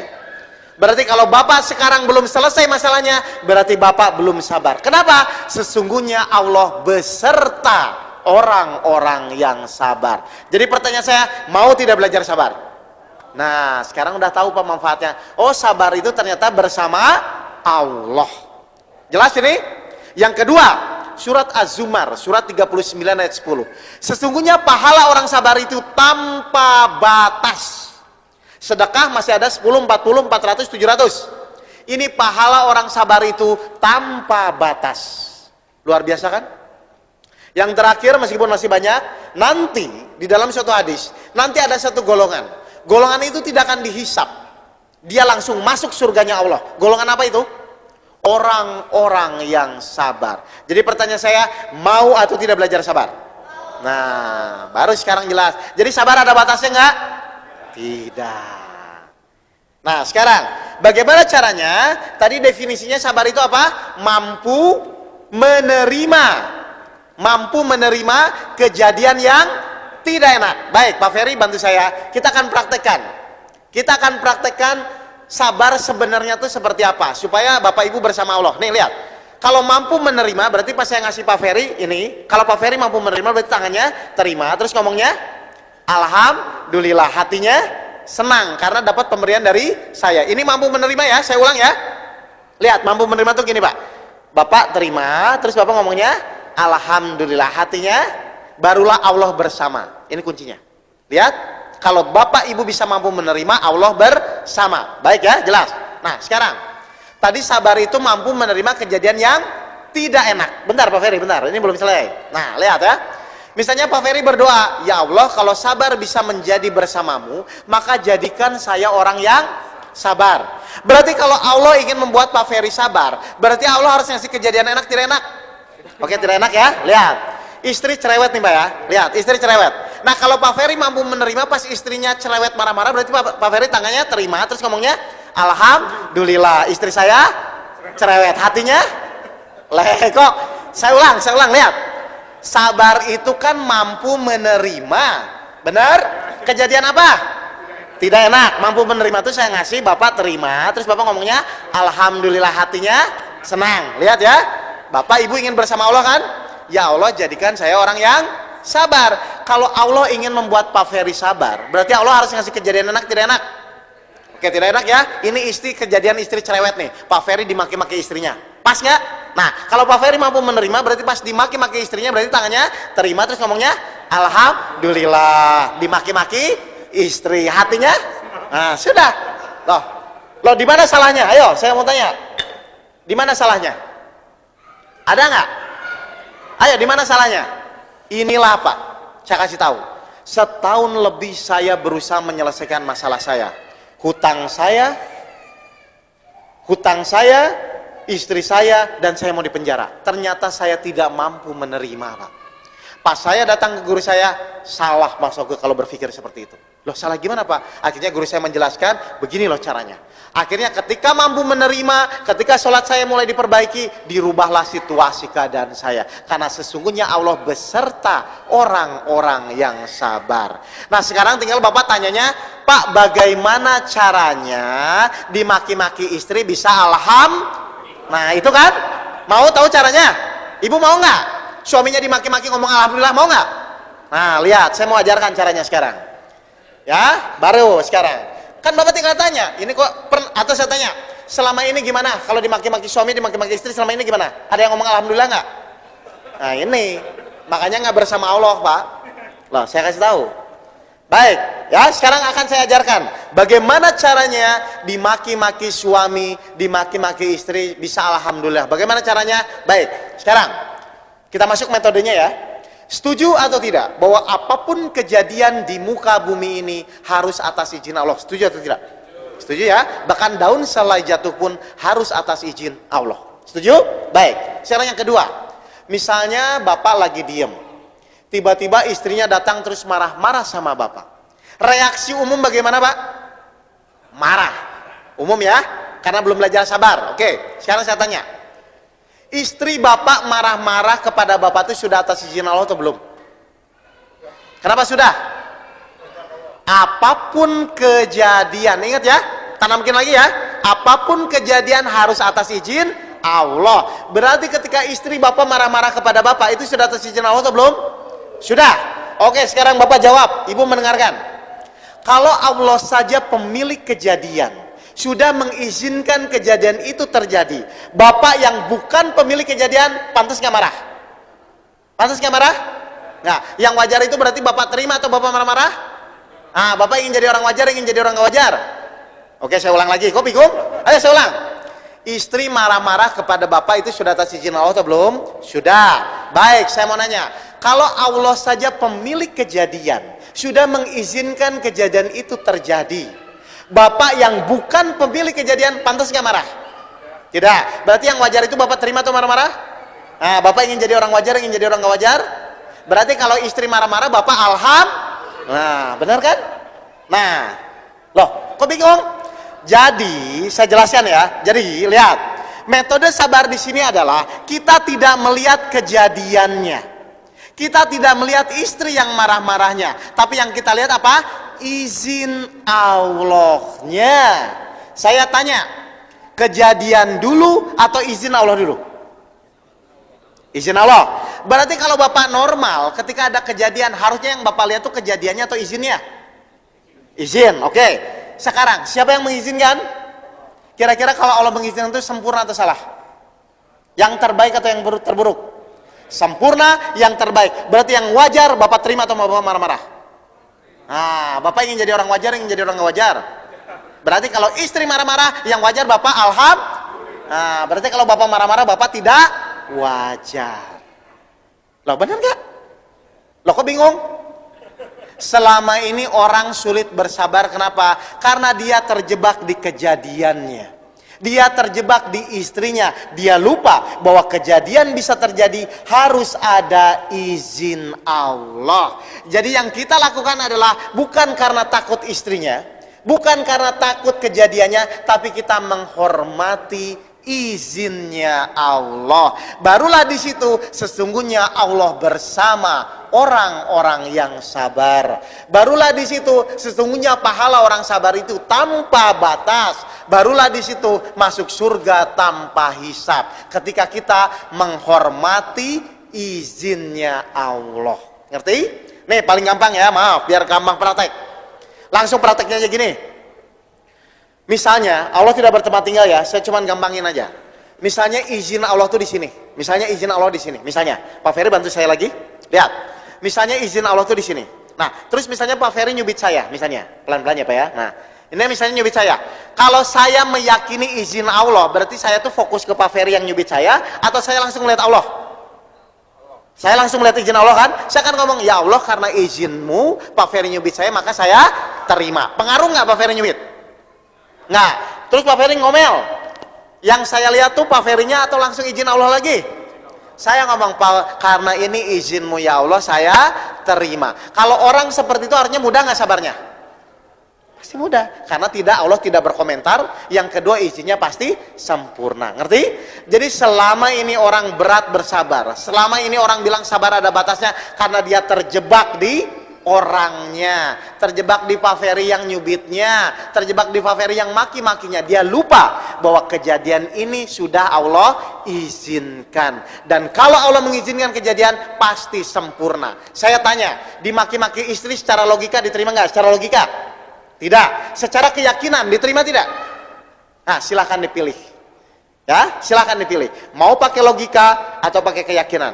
Saya cerita langsung testimoni nih, Bapak Ibu. Ya, saya akan cerita langsung testimoni. 2 tahun yang lalu, saya punya jamaah di Bogor. Dia itu seorang motivator, Bu. Ibu-ibu tiap hari ngisi motivasi kemana-mana. Pokoknya apapun yang masalah orangnya, apapun pesertanya bermasalah, dia bisa selesaikan dengan motivasi dia. Nah, suatu saat dia datang ke saya, dia menangis. Dia bilang, Pak, saya ini sering motivasi orang, saya bisa menyemangati orang. Tapi kok ketika sekarang masalah saya dengan keluarga, jadi dia sama suaminya udah 4 tahun rumah tangga. Tiap hari itu pukul-pukulan, tampar-tamparan, Pak. Tiap hari. Sampai terakhir itu, mas kawin dia mau kena, dijadiin keset kamar mandi sama suaminya. Udah 4 tahun berjalan. Akhirnya dia datang ke saya, dia bilang, tolong saya, apa yang harus saya lakukan? Terus saya bilang, ibu mau menyelesaikan masalah dengan kemampuan ibu atau dengan pertolongan Allah? Terus dia bilang, saya ingin menyelesaikan masalah dengan pertolongan Allah, Pak. Baik, saya bilang. Kalau ingin menyelesaikan masalah dengan pertolongan Allah, jangan lihat suaminya, jangan lihat kejadiannya, tapi apa? Hormati izin Allah. Terus jawabannya apa biasanya ibu-ibu? Tapi kan, bener nggak? Ya kan? Itu rumus sakti ya.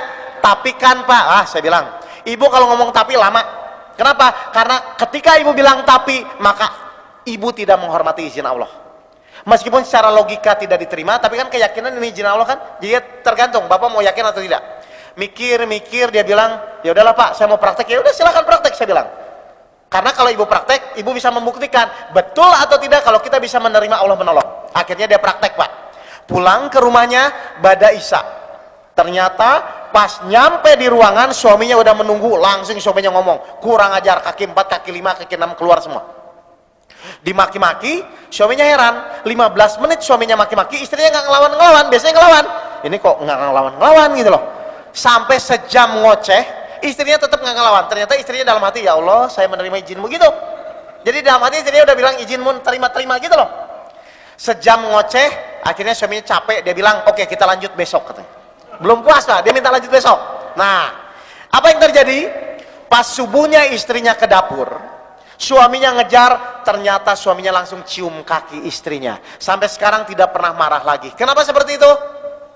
Allah bersama orang-orang yang sabar. Sekarang tinggal dipilih, ibu bapak bisa praktek atau tidak. Sekarang saya tanya, kalau kita ingin jadi ahli sabar, kalau kita ingin jadi ahli tinju, bisa nggak tinju sendirian? Harus ada apa, Pak? Lawan, sparring partner. Kalau bapak ibu ingin jadi ahli sabar, berarti bapak perlu istri yang cerewet atau yang baik? Berarti dapat istri yang baik, istri yang cerewet, seneng nggak? Saya ulang. Kalau kita ingin jadi ahli tinju, bisa nggak tinju sendirian? Tidak bisa, harus ada apa? Lawan, sparring partner. Kalau Bapak ingin jadi ahli sabar, kalau Bapak ingin latihan sabar, Bapak itu perlu istri yang cerewet atau yang baik? Kalau ingin latihan sabar, perlu istri yang cerewet atau yang baik? Nah, dapat istri yang cerewet, seneng nggak? Nah, sudah beres kan? Ibu ingin latihan sabar, perlu suami yang cerewet atau yang baik, Bu? Kalau ingin latihan sabar, loh, jangan ngomong gini, saya ingin jago berenang tapi nggak mau basah, bisa nggak? Banyak loh Pak orang kayak gitu. Saya ingin bersama Allah tapi nggak mau latihan, bisa nggak? Nggak bisa. Jadi kalau istri cerewet seneng nggak Bapak? Alhamdulillah, semua atas izin Allah. Silahkan dipraktekkan. Nah, jadi cara latihannya yang paling gampang gimana? Ditulis Pak. Siapa sparring partner terdekat Bapak sekarang? Misalnya tulis istri 1. 2, istri, tulis. 3, misal istri, ya. Baru 4, anak. Ditulis. Maksudnya apa? Pas Bapak bangun subuh, saya mau latihan sabar sama istri saya. Nah, ketika pas pagi istrinya marah-marah, harusnya Bapak marah atau tidak? Senang. Dengerin, setelah dengerin, makasih Mas sudah jadi sparring partner latihan sabar. Beres. Loh bener, saya sama istri saya seminggu selesai kok Pak. Lah, kan sama-sama tahu kan? Sama ibu kalau ingin latihan tulis anak, misalnya anak 1, anak 2, tulis semua. Nah ingat, pas subuh saya mau latihan sama anak saya, pas pagi-paginya anak nakal, berarti ibu alhamdulillah karena jadi sparring latihan sabar. Itu aja. Jelas ini? Nah oke, jangan salah.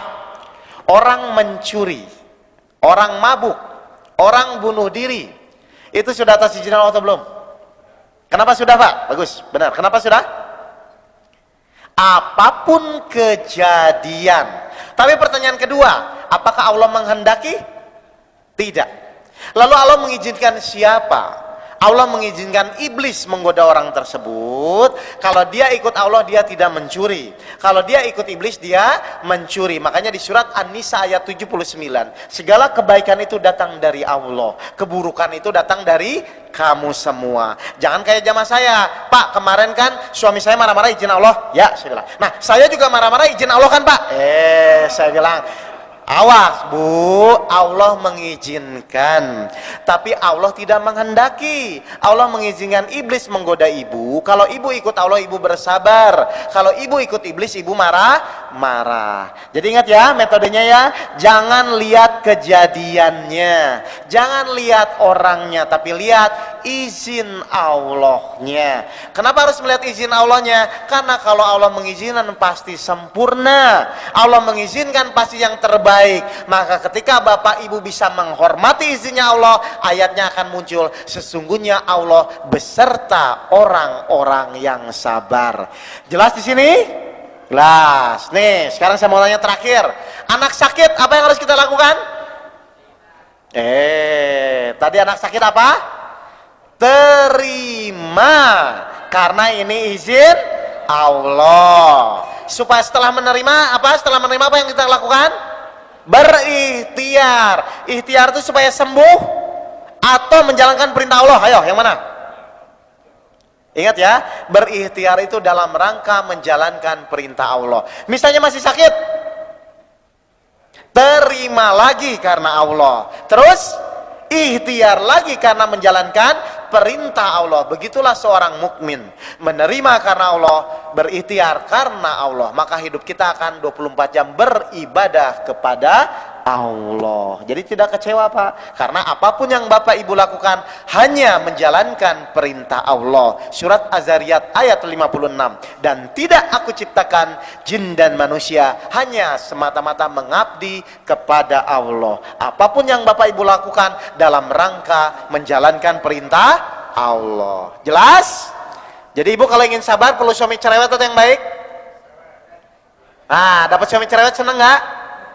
Ingat ya, kalau ibu sabar, kalau bapak sabar, harusnya lawannya berubah. Akhlaknya Pak. Akhlaknya ibu. Jadi kalau ibu sabar benar-benar, insya Allah suaminya berubah. Akhlaknya, bukan suaminya. Akhlaknya. Saya garis bawahi, akhlaknya berubah Pak.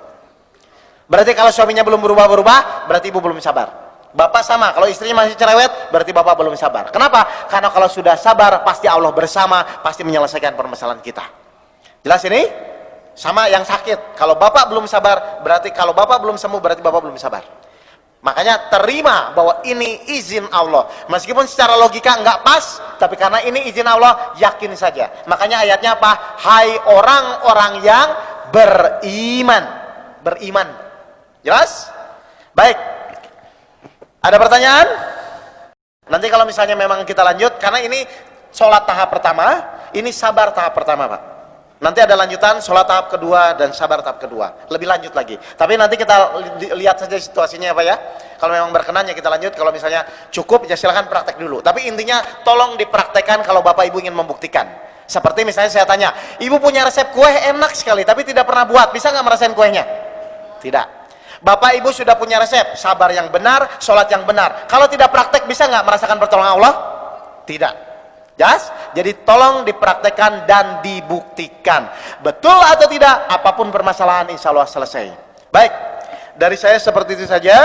Akhirul kalam, wabil taufiq wal hidayah. Assalamualaikum warahmatullahi wabarakatuh.